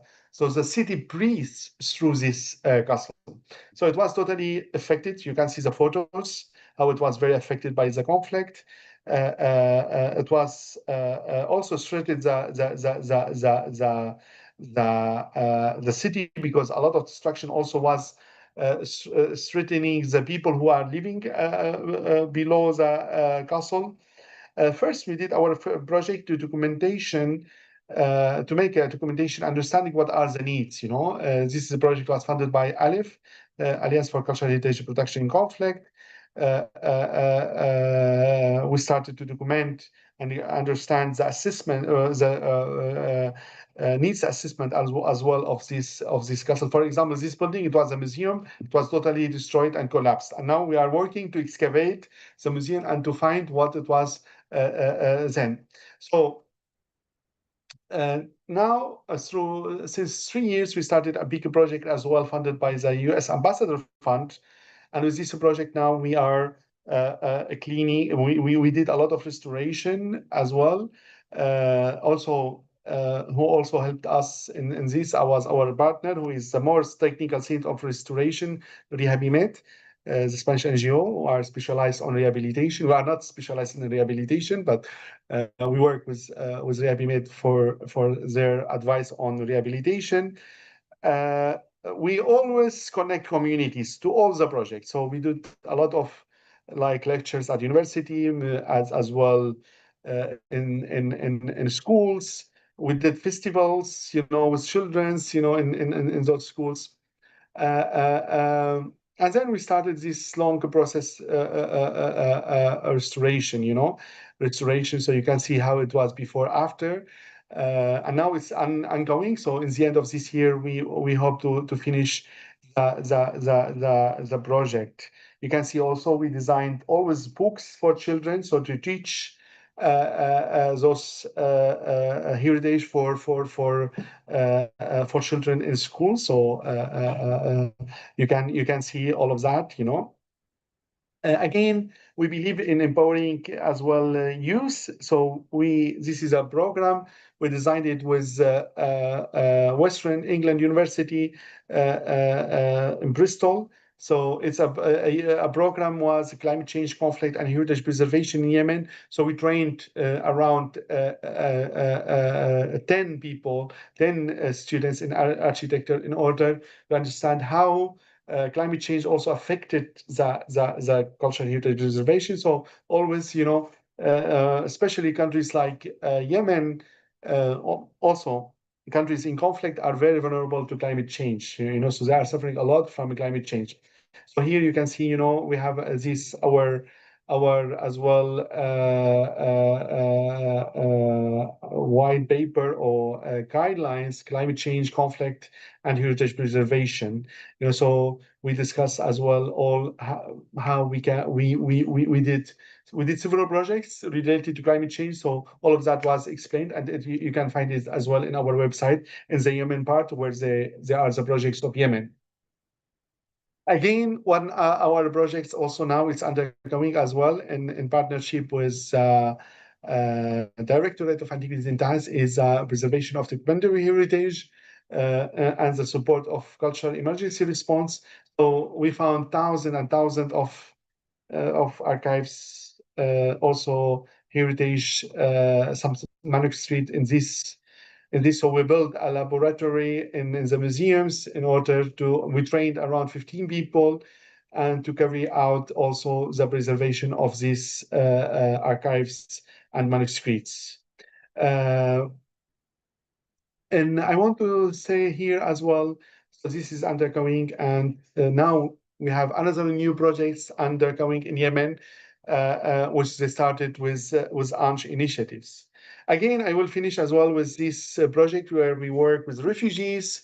So in Spain, especially in Barcelona, we organize many. We have our initiative Abwab. It's since 2018, where we work with refugees. We bring them to museums, to cultural centers, to opera houses, and the idea as well, you know, how to can use heritage for inclusion and for integration, and also connect them to the locals. So because, as I said, the refugees, when they leave their countries, they are very affected, and they are still need really to be reconnected with the host country.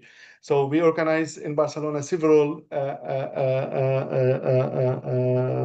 tours, concerts to those, you know. And this is, as I said, one of the things that we do believe as well, you know, when you are going to a concert and enjoy it, also you are contributing to the well-being. So always also well-being is connected to this building. We do also many workshops with children's with refugee students. Here we are working a lot with Ukrainian in Barcelona. And just I want to, as a lot of the audience in are Armenian, so just some reflection and some for practical steps to Armenian NGO. You are Armenian NGO, so the things that we I think it's important. We really we need to build this network of NGOs, you know, in Armenia. We really need to work on the open sources digital database also for cultural assist, you know, and I am talking Armenia and Nagorno-Karabakh. For institutional partnership. So I think in Armenia there is a problem, which is authorities are not working with civil society. So there is a need to connect more the state authorities to the NGOs. Also launch youth heritage hubs, as I said, also some of the examples that I mentioned in Syria. So it will be nice to create also this for the people from Nagorno-Karabakh, and especially, you know, work in the documentation of the intangible heritage and cultural practice of the displaced people from Nagorno-Karabakh. also organize regional exchange to learn best practice. So this is some reflection. I just want to finish with a very small video now, just to show. This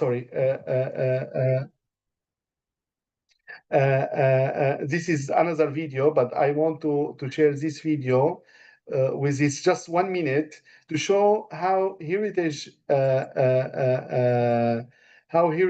is contributing to peace building. Sorry, just I need 1 minute. Yes.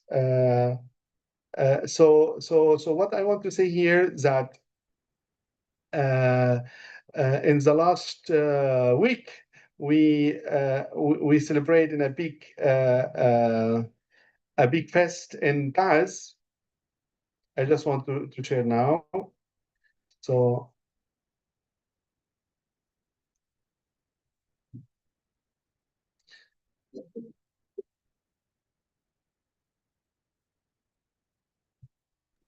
We can't hear the voice. We can't listen to the video voice.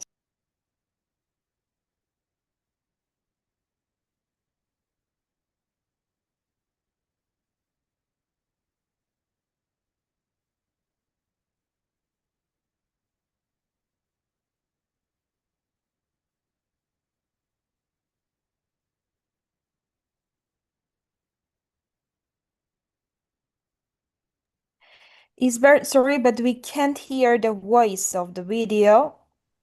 Can you reshare it with the audio, sharing audio too? Because there is a way to share audio. If it's not possible, you can just send a link to my WhatsApp. I can share. Okay, you can share it because this is a very nice story happened as well. I can share with the audience here also, so you can see it. Sorry, I thought that it will be possible that you will see it. Also, there is a story which also I want to share. It's really very nice to explain this story. I just want 1 minute, and we will finish. What is the story behind this? So this is one of the people who were working with us in restoration project. And this guy worked for like 2 years, and in the end, he was able to marry, so and to have a big fest in the place where we restored the castle.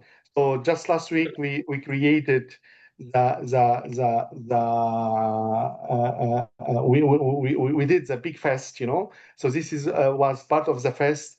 In the end, this guy was able, to contribute to preserve the cultural heritage creation. He had also the resources to be able to make a house in his city and as well to marry. So all of this process to show how cultural heritage is also connected to peace building. So in the end, this guy feel very, very proud that he contributed to preservation of this city, and this work contributed as well to make a better life for him. So all of this is also to show how really heritage is very connected to make a better life for the people and to contribute to resilience and reconciliation in conflict. So with this, I can give you. So I saw that you shared it. I don't know if you shared it, but you are sharing it. Yes, I shared it. Yeah, Can you can share it. You can share it. You can share it. Just yeah. So you see the screen? Yes, we see it, but it's still. Yeah.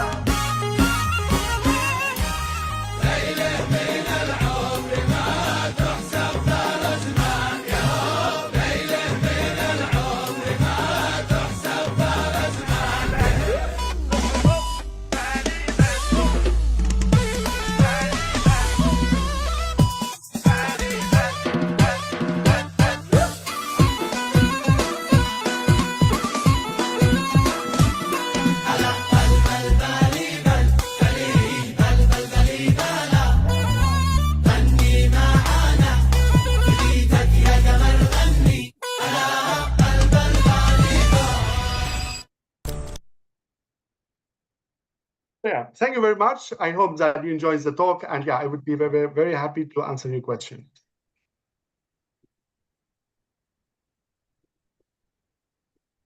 Thank you very much for your insightful presentation and for highlighting the role of culture and heritage in peace building. And if we have questions, you can raise your hand and ask.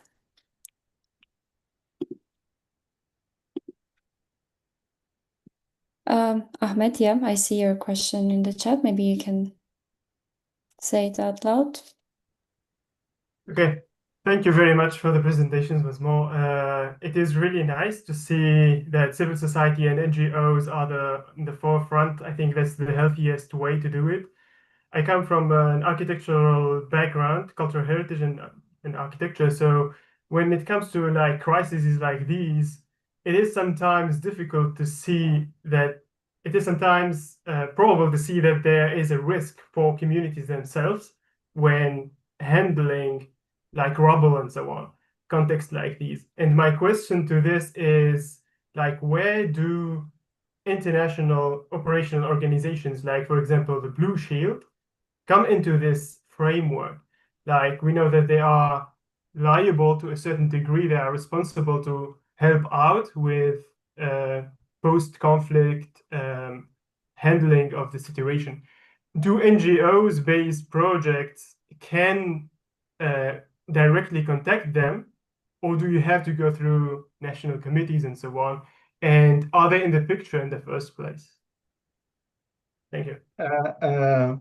So yeah, Blue Shield is one of our main partners. So we did a lot of work and we did a lot of projects with them. And actually, just to let you know, Blue Shield is working with armies.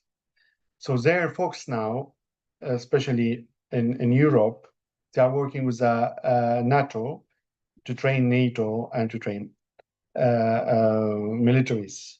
But they don't really have the capacities to work with local NGOs.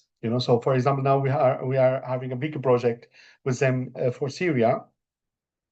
And as I said, so they are more contributing to armies and how the armies should be aware of the heritage protection.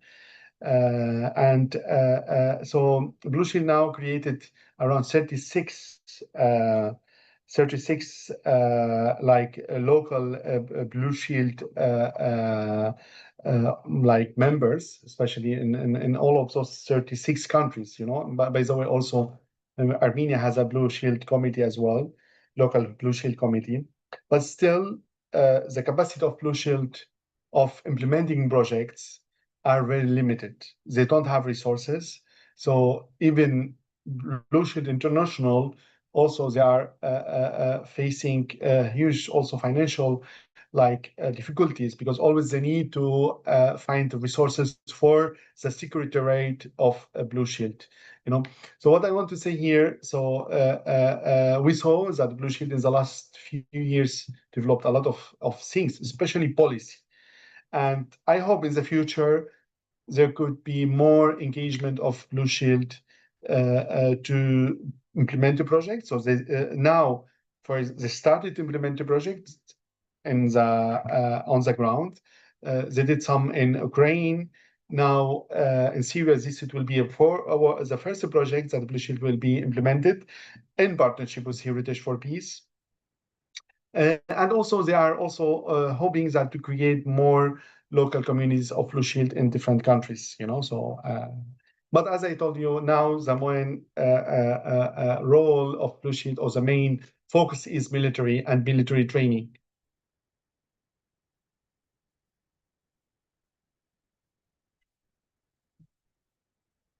Has a question? Thank you. Thank you so much for your answer. We have Bardi here raising. Good afternoon. Yes. Hello, good afternoon, Dr. Asper. Yes. This is Dr. Bardis. I have a question. In Yemen, everything is like government, under government, so we don't pay fees or something for these kind of sites. So after you do this conservation or restoration of the heritage site, what comes next? after this preservation stage? How does your organization ensures that local communities continue to benefit from this place, like socially, economically, like in the long term? Yeah, this is a good question, and always, we think about the sustainability of the projects. So, for example, what we have now a strategy which we are also working on, and actually we created our branch of Yemen Heritage for Peace. So we have now, you can, that also they are implementing some work and on the ground. We also do believe that, continuing supporting civil society. So the idea is that we are building that, with this local branch, will continue to doing projects, But again, the problem as well is financially, is how to find fund. So our role is also to support, especially local NGOs, with empowering them about how they can write a proposal, how they can make project management, connect them with the funders, because actually it's our role. We cannot continue always, trying to apply ourselves to make a project. So our idea is empowering local, putting them in contact with the international community, putting them as well in international funders, and they will be managing that for themselves, So we did that for Yemen, we did that for Syria, and also we hope in the future we will do that for other countries. Okay, so like you spoke about Qahira Castle. So after preserving this place, do you have any other plan, like employing people or Absolutely. We want also, especially the entrance of the castle building. It's a huge building, so we want also to see how we can use it for permanent, like also, as we said in Syria, we have these cultural hubs. We would like to create something also similar in the castle. This is our hope, because it's easy when you have the buildings, then it's easy to create activities, So this is also our thing. We want also to make to see how we can as well, what kind of activities could be implemented. So this is also now we are studying this, but again, the problem, as I said, the financial. So we hope that the people that we are working with us, they will be now able to also get their funding by themselves and continuing doing this. Okay, thank you for what you have done to Qahira Castle, because like you said, it is like a very special place for Yemenis. So I was so happy to see that it is done, and that celebration which you did for the employee who worked with you. Thank you. Thank you. Maybe the last question I see now. There's a question we can ask if you hear us. So the question asks, what sustainable tourism models protect heritage without harming local economies? It's in the chat. I mean, countries in conflict, really, they are not very attractive for tourism, from outside to from outside, so we have examples, how tourism could also then make destroy the places, we have example like in Barcelona, in Amsterdam, and other places, So the massive tourism could affect as well in the destruction of the life of the locals. For example, Barcelona became like a very, very, very touristic city in the last 25 years, and now the locals, they are suffering of, housing, of expensive also life. So in conflicts in countries in conflict, it's still different. We cannot compare this. So we hope that also countries in conflict, they can use as well their heritage for local tourism, especially. Because and as I said, now in Kassel or in Yemen or even in Syria, all of those places also are promoted locally. So we want really to make them attractive for locals.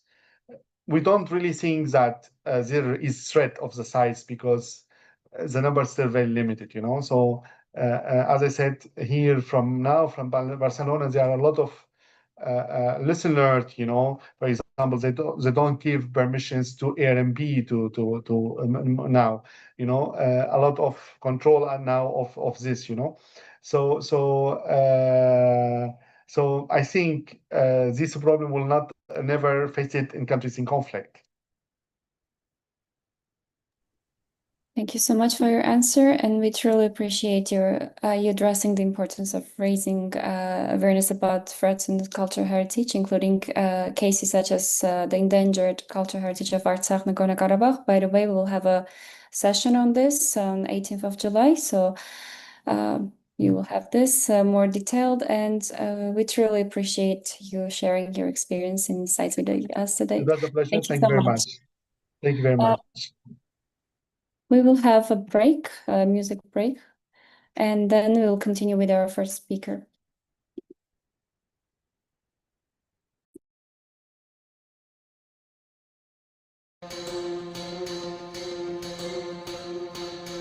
یک سسمر یختنم همایک گفتنم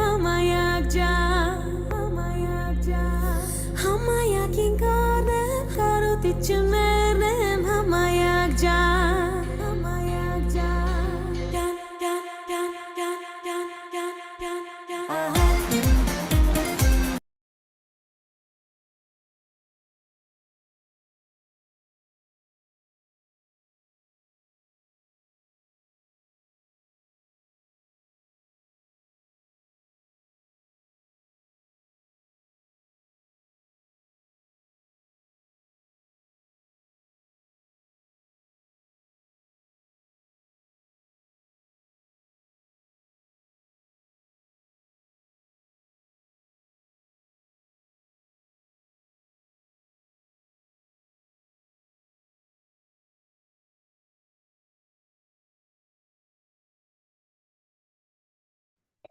So I guess we have share screen, that's why we turn our music off. So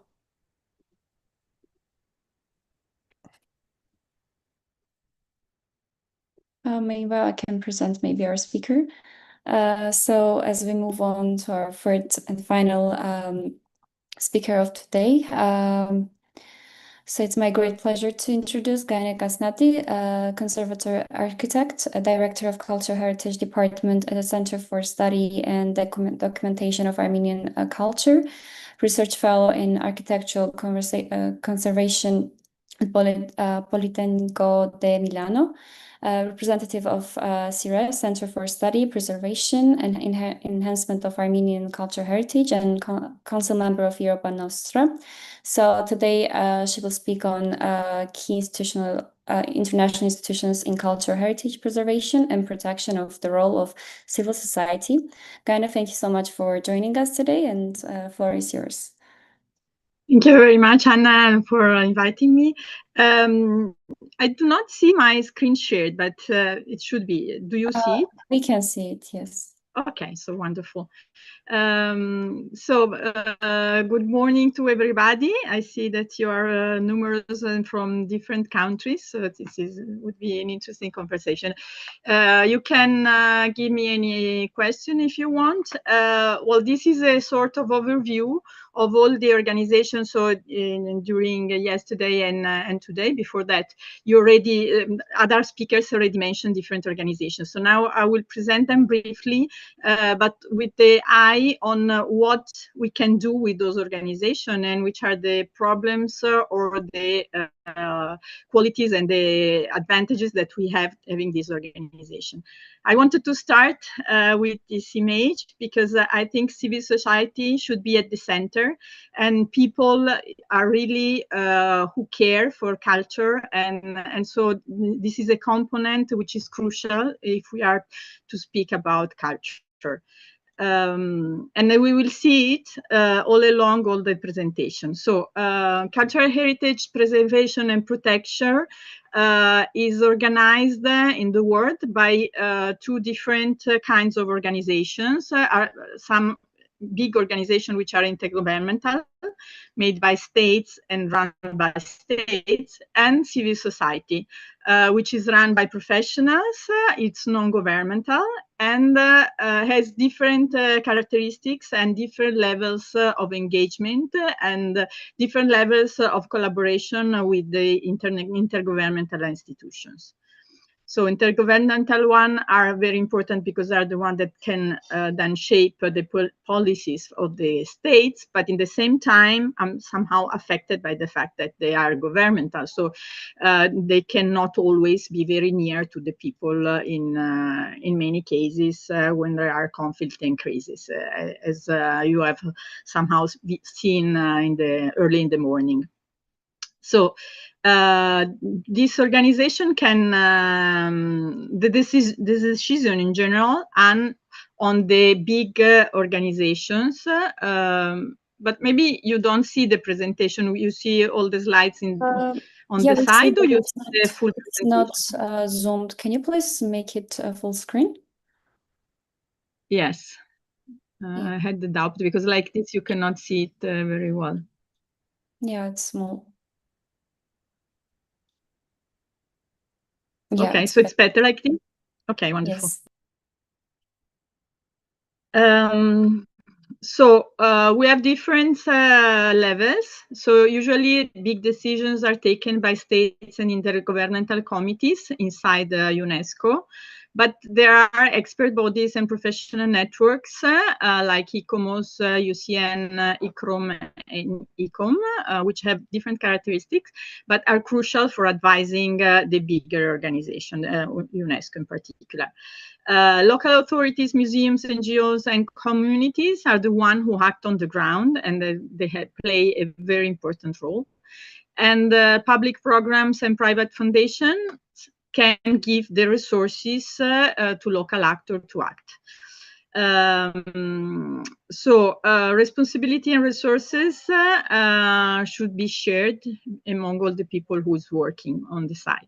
So UNESCO is the UN agency dedicated to strengthening international cooperation in the field of education, science, culture, and information.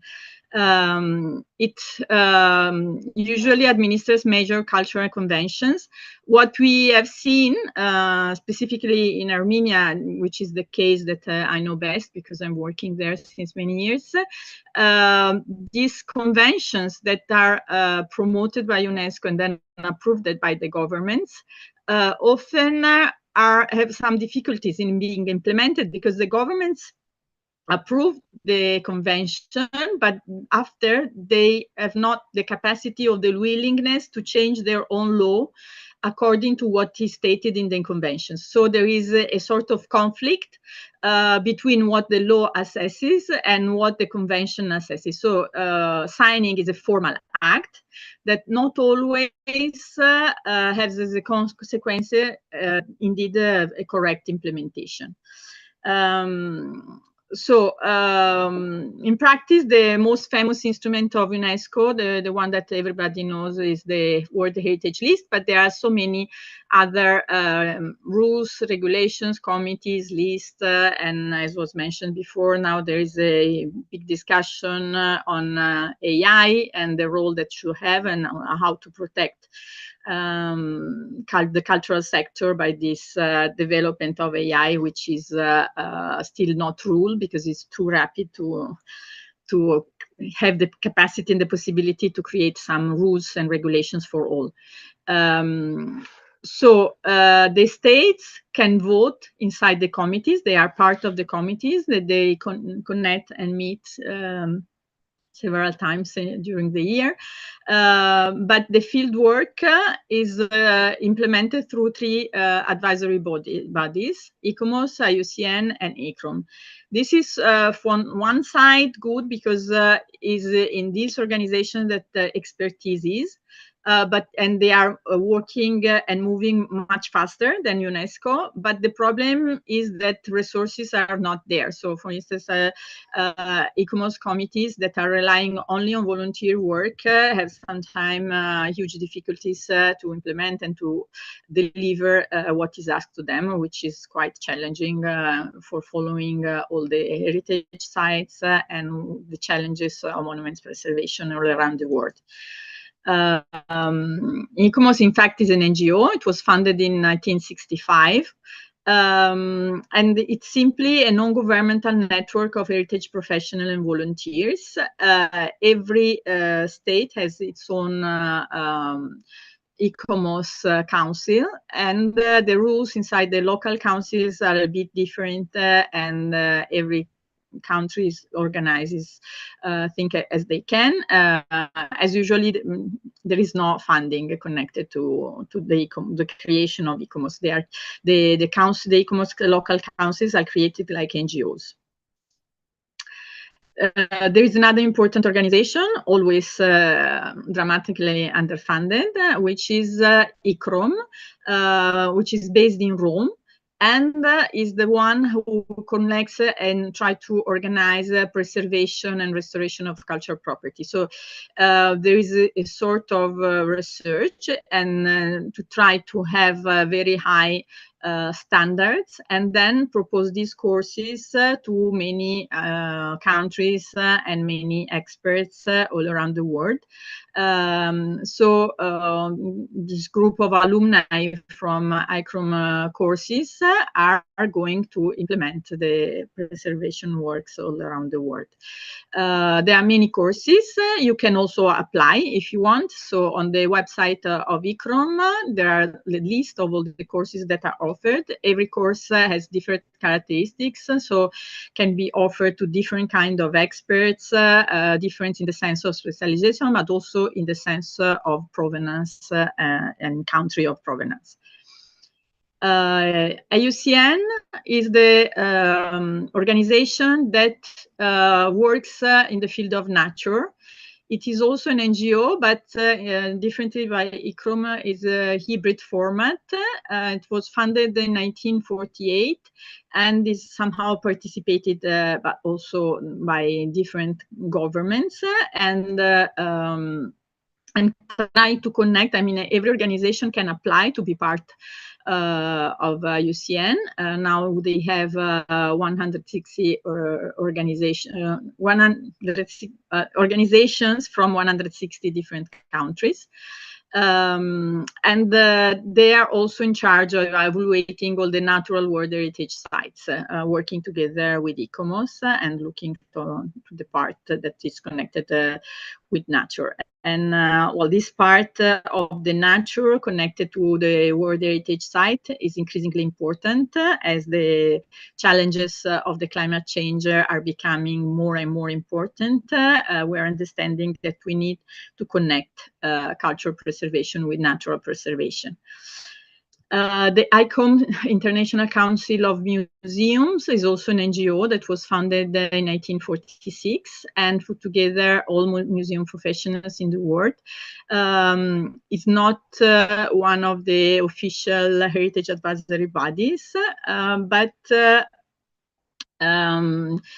it's, as always, a consultative status at the UN, and sets museum ethics and do several activities which are very interesting. So they have an ICOM award, which is trying to promote the application of sustainability measures in the running of the museums. We have spoken about looting, about heritage in conflict. So they are publishing the red list for cultural heritage. This red list has some problems. I mean, they are very important, but for instance, it has not been possible to create a red list for Artsakh heritage. And the reasons are two. So first of all, ICOM can prepare a red list only for a recognized country. So while a country is not officially recognized as a country, it cannot have its own red list. And this is really a problem because, well, when a country does not have, when the heritage of a certain population does not have the recognition of belonging to a recognized country, this is the moment in which the heritage is damaged, is endangered mostly. But this instrument cannot work because of that. So this is a problem. The second problem is that in this list, we can input only properly registered heritage that can be under the Hague Convention protocols relate to Interpol. So once you have heritage listed in the Interpol registry, then you can prepare the red list. So as you see, there are very important tools, but there are some nuances which make the use of those tools quite tricky in certain moments. ICOM is organizing lots of activities to enroll different experts from museums. So you can browse the website and find many occasions, and you can become member and so have discounts or free entrance to museums.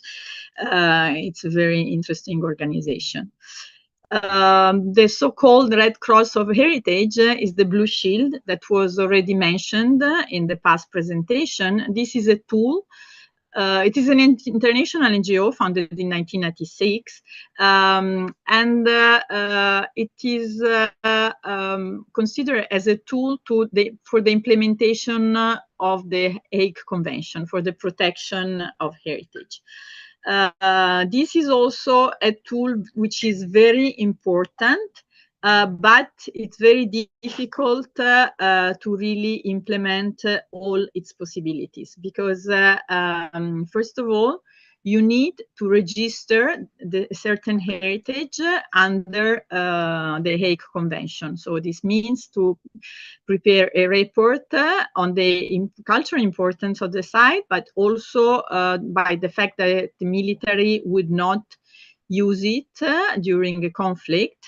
And so often countries are not thinking about registering under this special protection status, the heritage during peace times. But then when war starts, it is already too late. So in this case also, the Artsakh heritage could not be protected by the Blue Shield, and a Blue Shield mission in Artsakh after the conflict could not be organized because there were no heritage registered under this special protection status. But I have to say that also in Armenia and in many other countries, the understanding of the importance of this tool is not there. So in Armenia, for instance, we have only one site which is protected, and is the site of Gerard, which is not on the border, which is not at risk, while we have a lot of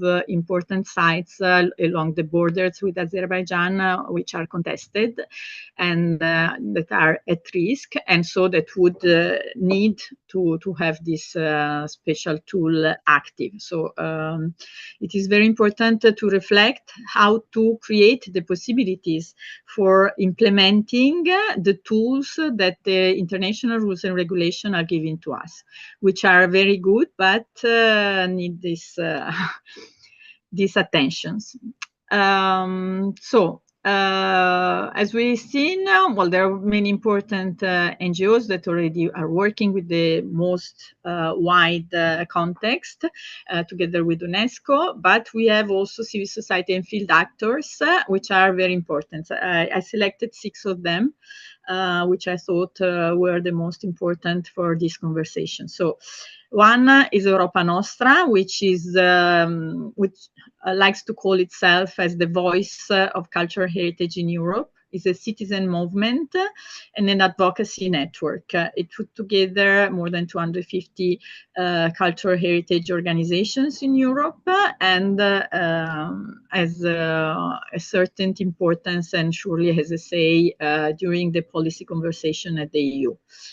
The World Monument Fund is based in the US and is a private foundation which can collect important fundings and So it is aimed mainly to the rescue of endangered sites worldwide, but there's also a clear attention for people and civil society. And another very important organization is the Getty Conservation Institute, which is really richly resourced institute. It has a museum, a research center. They are able to do publications. So they are somehow trying also to set the quality and the criteria for the best restoration practice. So let's see more in detail. First of all, I would say that Europa Nostra offers free membership to 18-33 years old. So I think this audience can be a target for this offering. And this is very interesting because it gives you the possibility to be in touch, to have to receive all the news and newsletters, and to be involved in all the programs that the Europa Nostra is creating for the young generation. So there are more than 40 countries covered.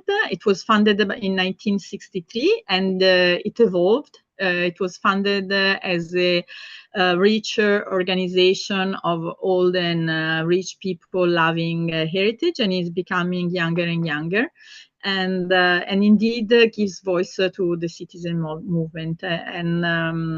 Well, these are the pillars of its action. So it has a very important activity in networking, offering peer learning and capacity building all around Europe.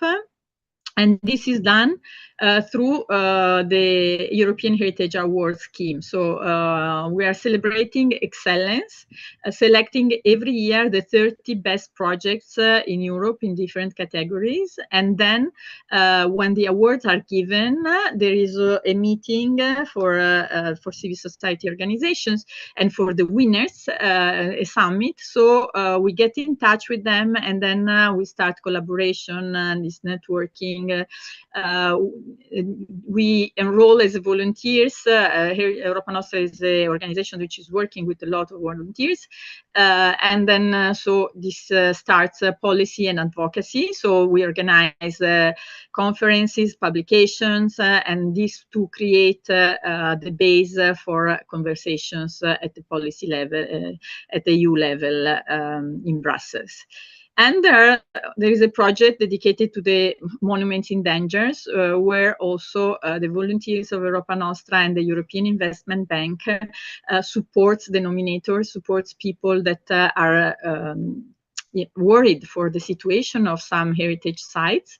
Everybody can nominate a site if it's member of Europa Nostra, or if he can have the endorsement of 2 other members of Europa Nostra. So this is another tool that you can use. The aim is mainly to enhance visibility on the project and the site, because this program doesn't give financing, but the support and the technical assistance and the advocacy activities we have seen in the 13 years that the program is implemented are giving very important results. So it's a huge help for the nominators. So if we want to see a bit more in detail the World Monument Fund, it is based in New York, but has venues spread in different countries. Is now working in 112 different countries, and he implemented more than 700 projects, and spent more than 120 million, for you to have an idea of the dimension.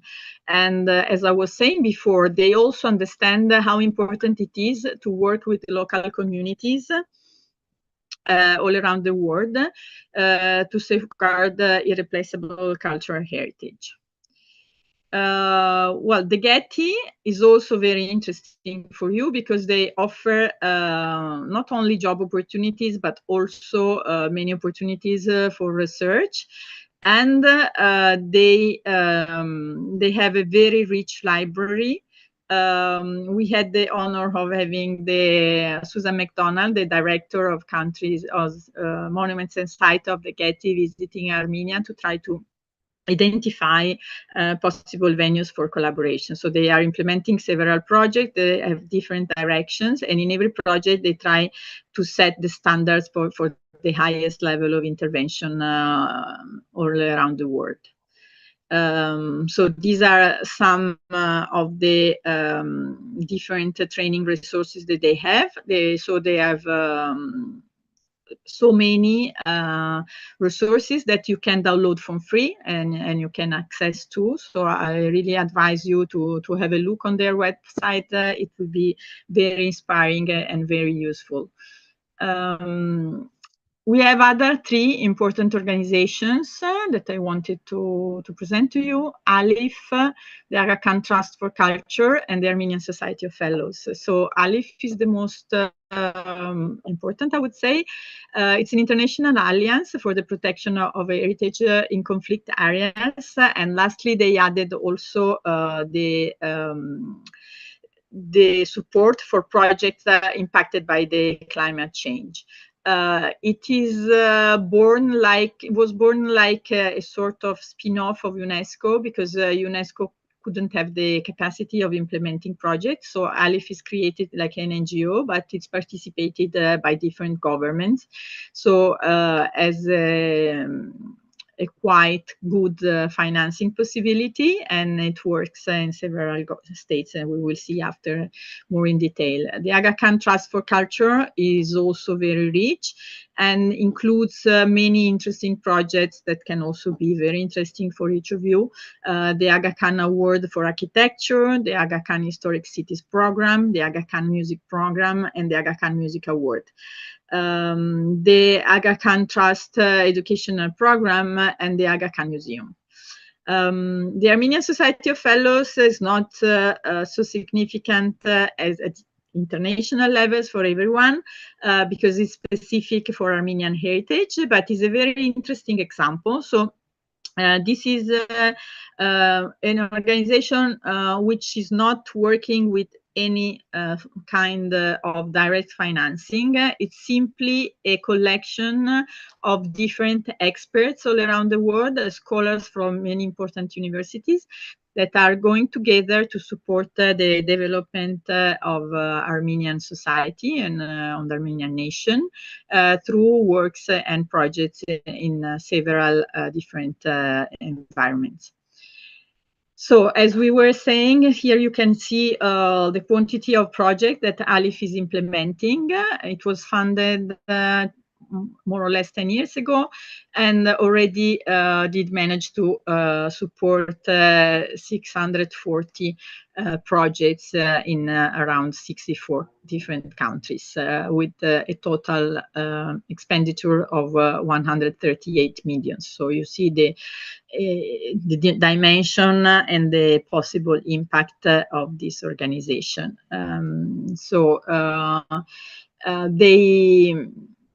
They have a status as an international organization, but they are private, so they can move very fast, as you have seen.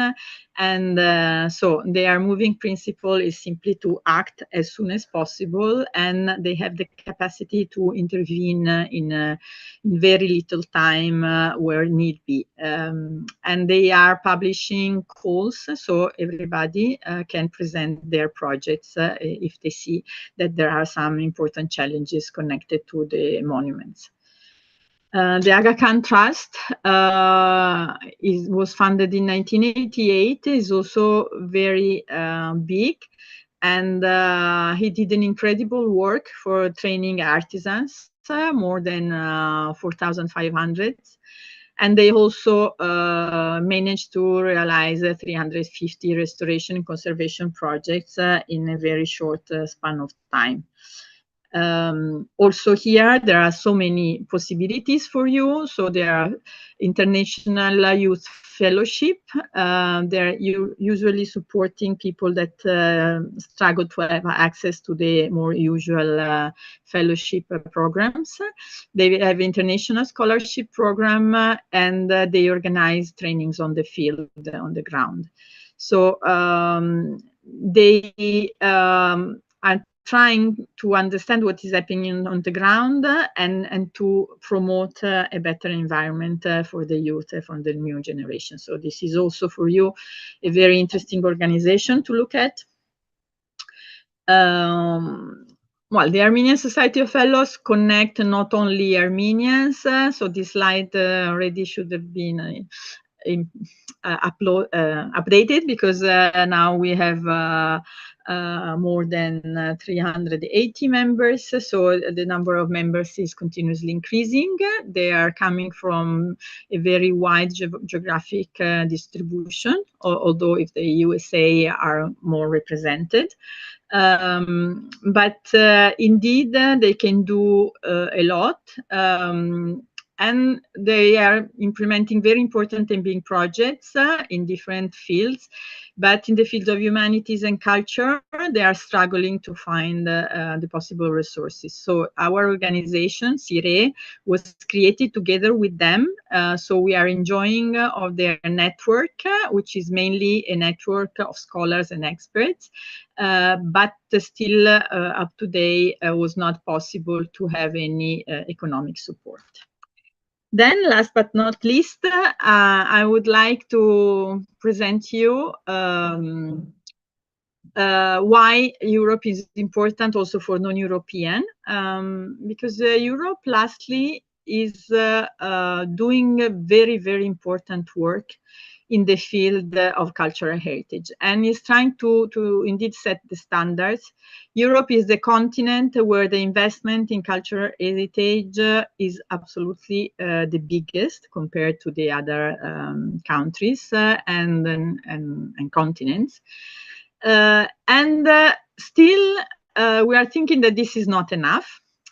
So there are several principles which are very important and that I wanted to convey to you today. So one very important act was the declaration, well, the signing of the Faro Convention in 2005. So this changed completely the understanding of what cultural heritage is. So initially, the understanding was that cultural heritage was where some building or some object or some tradition coming to us from the past was important aesthetically or artistically. Now we have moved to the understanding that what really makes something heritage is the importance and the value that is attributed to this object or intangible heritage by a community who for which this is important. And this changed completely the understanding of what we need to do and what are the priorities when we intervene on a certain heritage. And it also makes us to understand what it happened when there are distractions during the wars, because what people are attacking while attacking heritage is exactly attacking all the values of the population for which this is considered heritage. So this is why cultural heritage destruction became also a political tool and a sort of weapon against certain populations. So a group of people who values a specific aspect of heritage and wish to pass them to future generation is a heritage community. And so this entitle every group of people of having a say on the decisions about what to do with some heritage. And this is very important. It's changing a lot the mentality, and it's still not enough reflected in policies and regulations.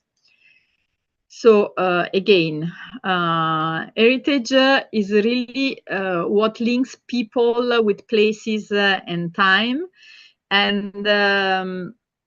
And so a community can be defined by the commitment that they put. So often we see that people are more attached to heritage than are their governments or the municipalities where they live. So the real subject is the people, are the people.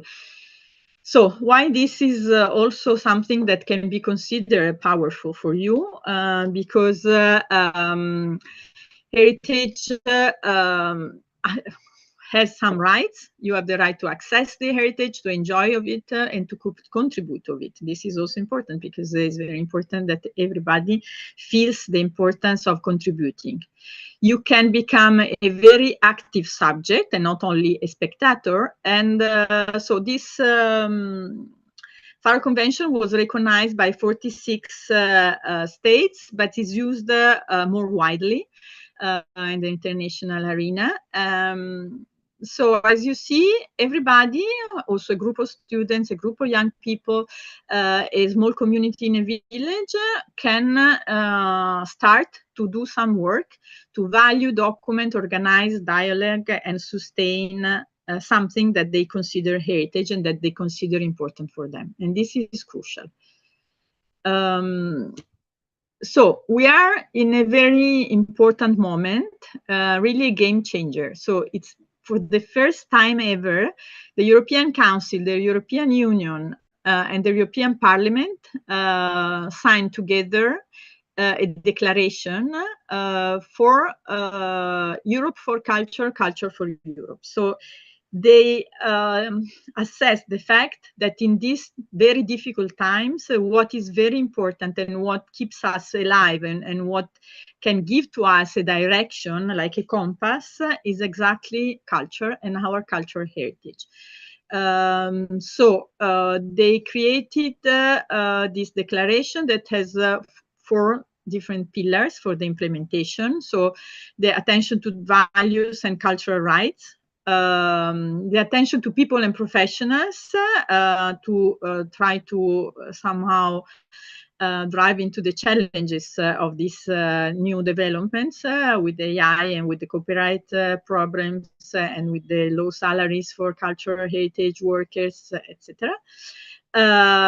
We understand the importance of heritage as a tool for resilience and cohesion, something which is important for competitiveness in Europe mainly, but also something that can help us, for instance, to drive into the challenges of the climate change by studying how ancient populations were somehow combating the same problems that we have now. And another very important fact is that they give a lot of importance of cultural heritage in driving and championing cultural relation and partnership beyond the EU. So a society that invests in culture, invests in democracy, peace, and resilience. And so this is what we consider really important. And so for the first time, a political instrument assess officially that civil society is a very important instrument. We will see a bit later what kind of project they created to demonstrate this. So there are so many programs that can be used also by you, proposed by Europe. They are very competitive, but they are providing different resources. And we hope that with the Culture Compass, the next financial budget for the next 4 years in Europe will take into consideration some increase in the funding.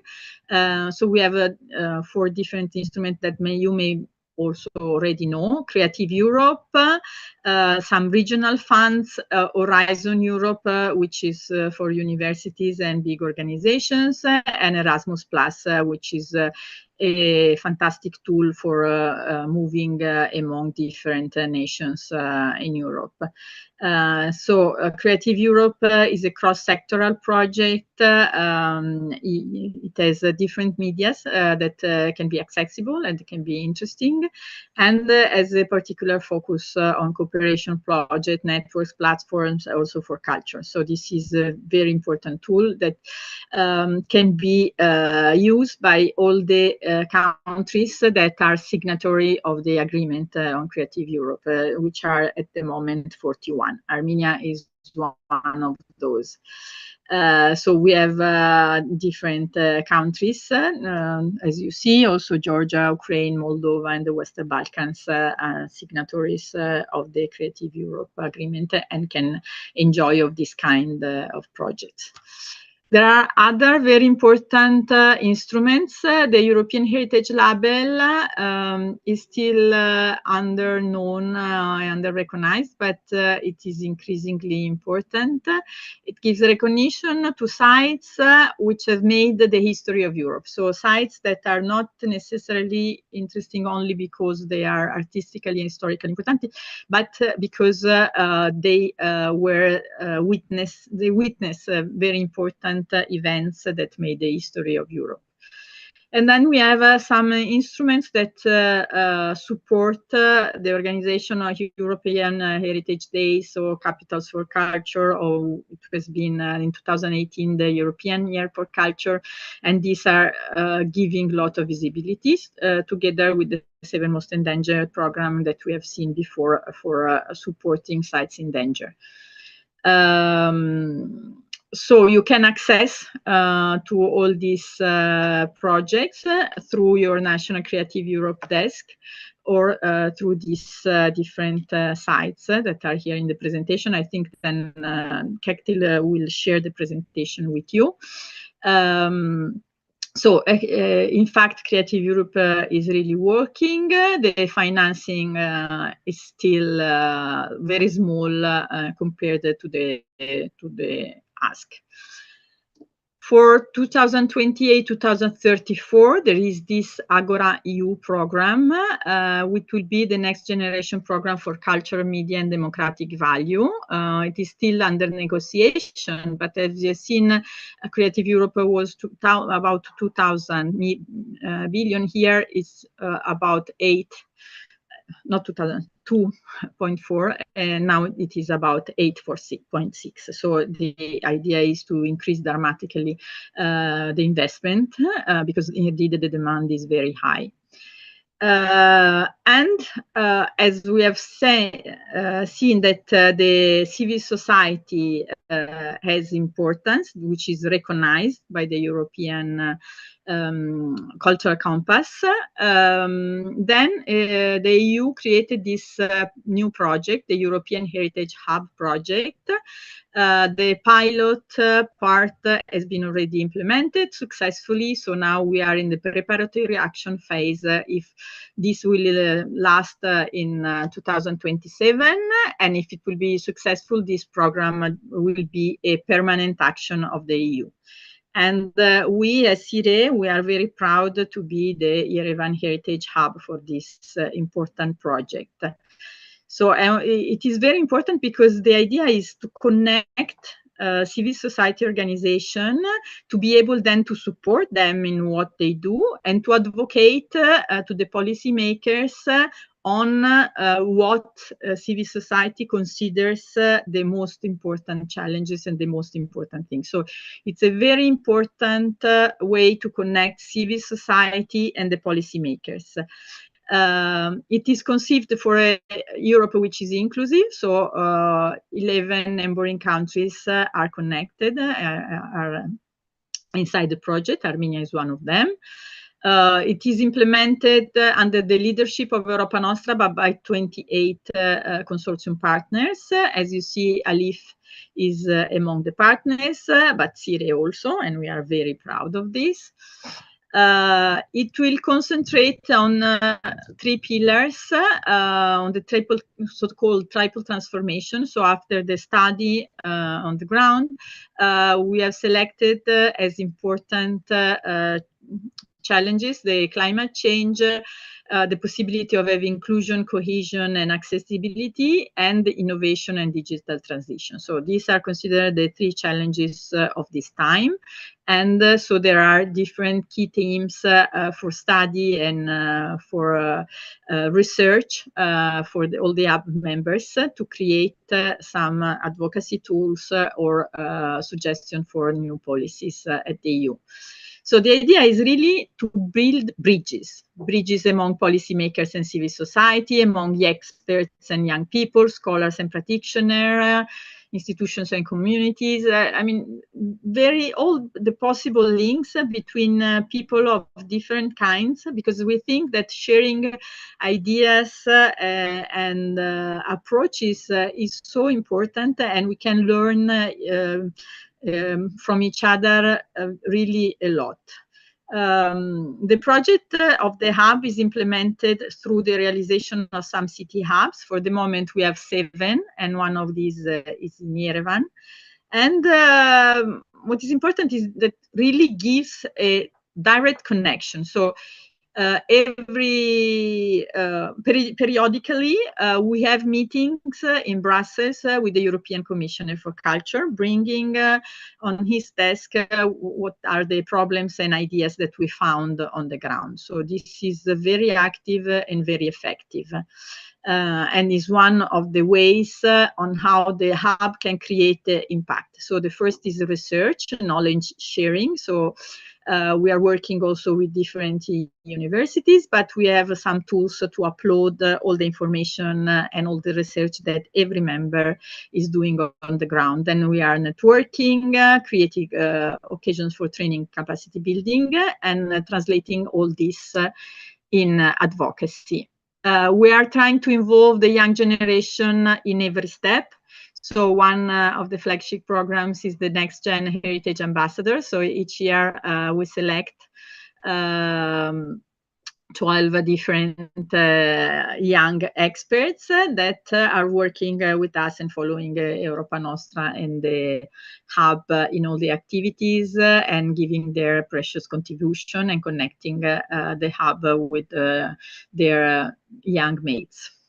There are 3 tools that you can all use online on the website of the European Heritage Hub. So you have the social forum where you can chat with people from all over the network of the hub.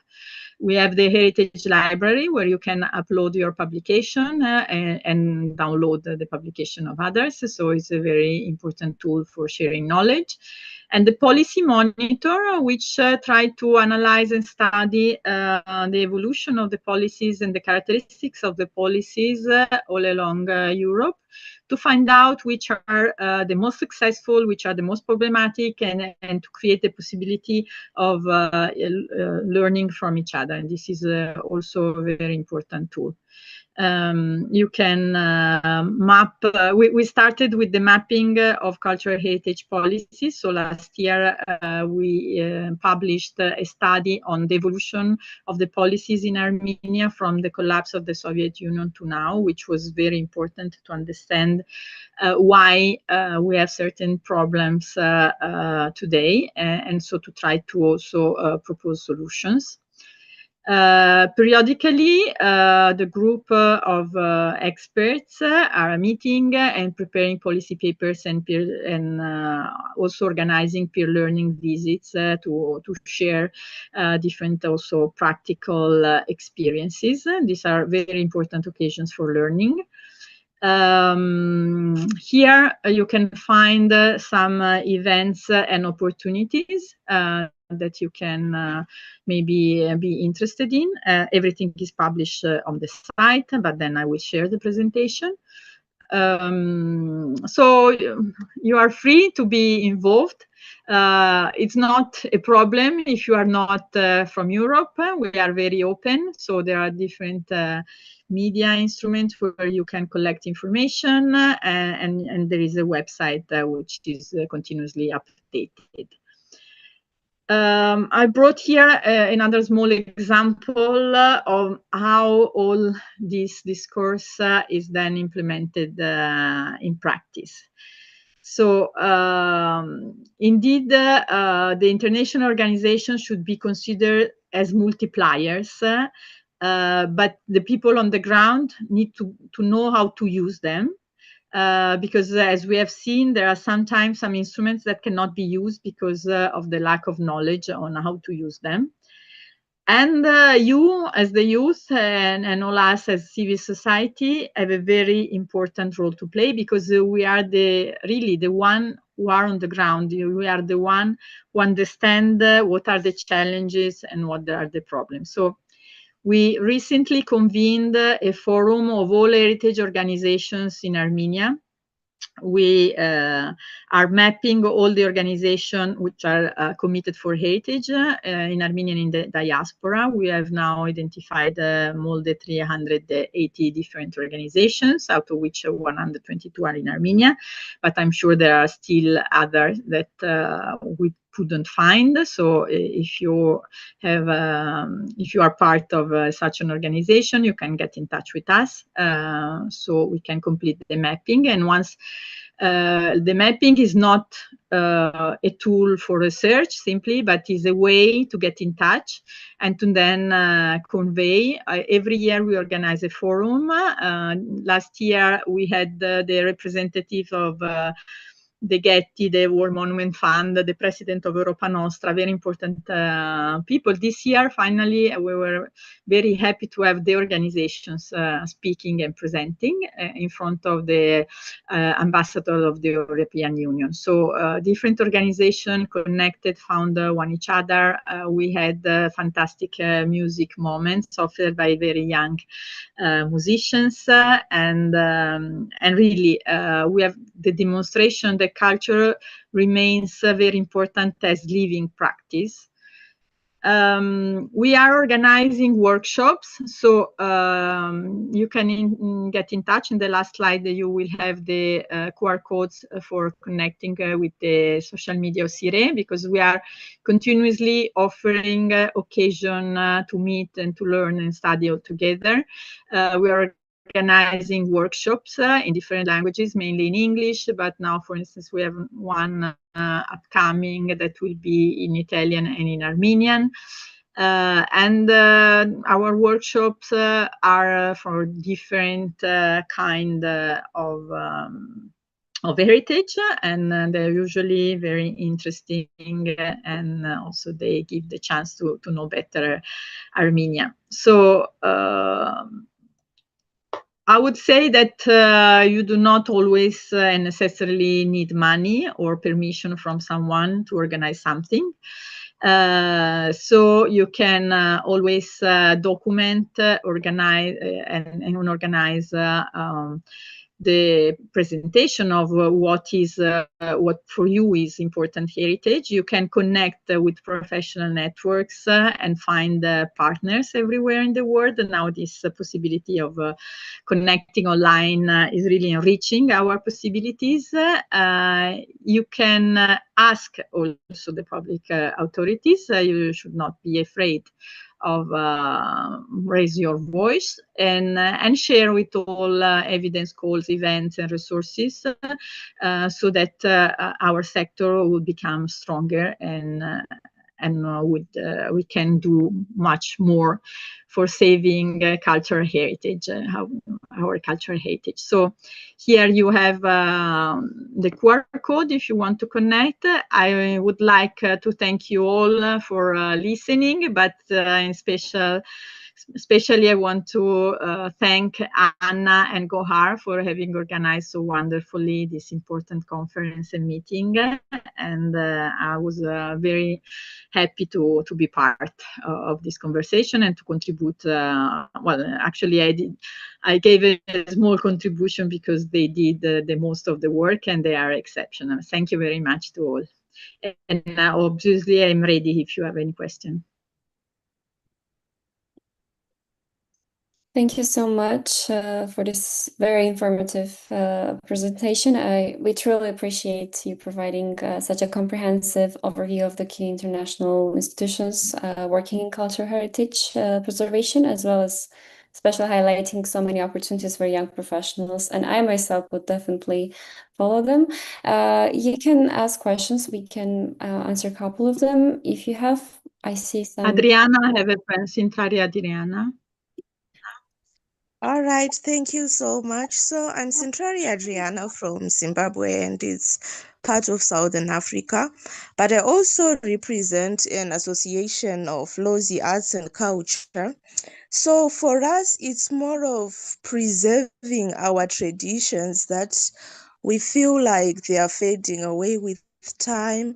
So I just wanted to know, is it possible for us also to participate in the workshop? Because for us, it's more of preserving our way of life, and we are also interested in preserving the wildlife that we have lived hand in hand with still the beginning of our civilization and things like that. Because for us, nature and our way of living are not two separate things. We have lived with nature, we have traditions, we have other things that have shaped us, and we wish to preserve those as well. Thank you so much.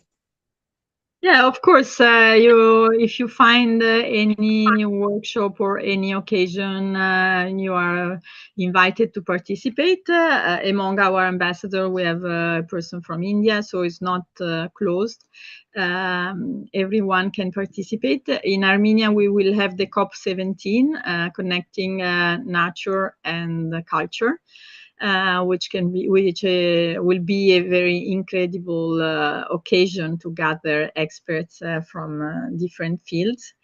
So you are invited. There will be many side events. So if you want to propose any kind of event or presentation about the way that you preserve your tradition through preserving nature, it would be, I think, very interesting.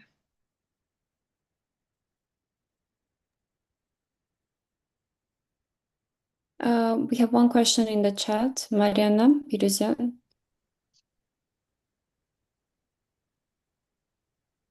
Are you here? Yes, just an additional question regarding how diaspora communities could engage more effectively. You already mentioned some things we could do, but is there any other way how we could manage to strengthen our impact more effectively, or to build more lasting connections and work more strategically across countries? And do you have maybe more additional practical lessons or recommendations for us regarding diaspora work?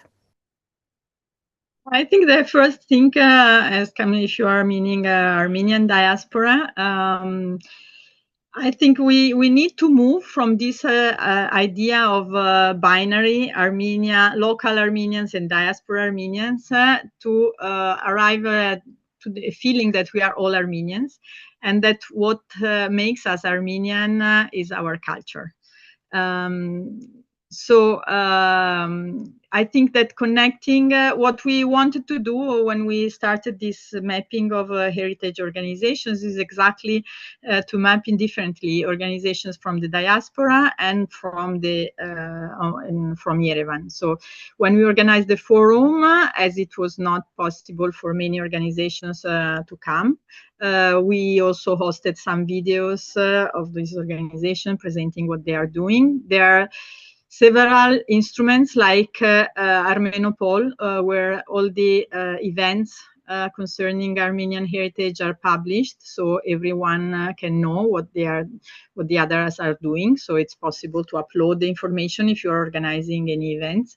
And we are trying also to give the example. For instance, we organized in January Milano a week dedicated to Artsakh, and this was created without having any special funds, but simply by putting together local Armenian organization from Artsakh, and Italian organization and diaspora organization to create something together at the same level. So what we think is very important is to consider that we are all at the same level and that we should promote collaboration. There is another interesting project which is named Armenopedia, where they are publishing now information about all the experts. There is the Armenian Society of Fellows, which also gives information on what is happening. They publish a newsletter each week. And we will publish on the website that it is in progress, all the information about the organization that we are mapping, so that everyone can be connected. I don't know if I answered your question enough, or if you have other.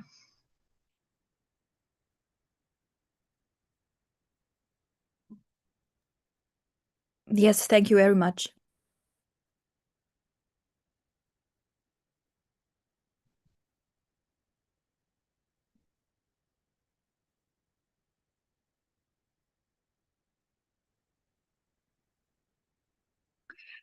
I see a question on the chat about cross-country collaboration.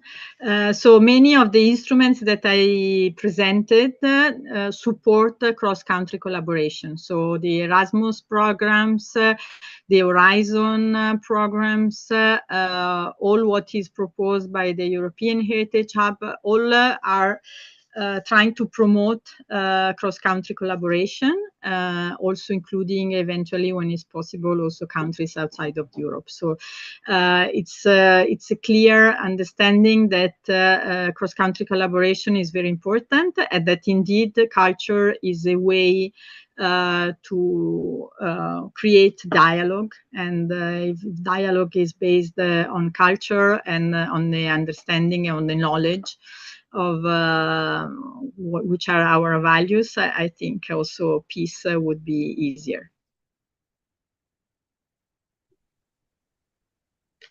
Thank you so much. I think we don't have any other questions. If you have questions, this is the last chance, because we are finishing today's sessions.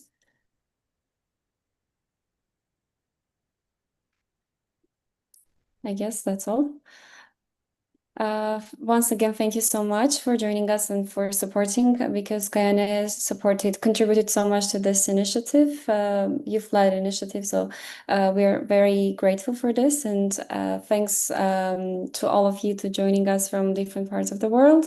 And for tomorrow, so we are looking forward to seeing you tomorrow. The theme of the sessions will be Heritage Under Threat, Global Conflicts and Community Impacts. So together we will explore the impact of culture, impact of conflict on cultural heritage, with sessions on arts and cultural heritage in wartime in Ukraine and minority heritage challenges.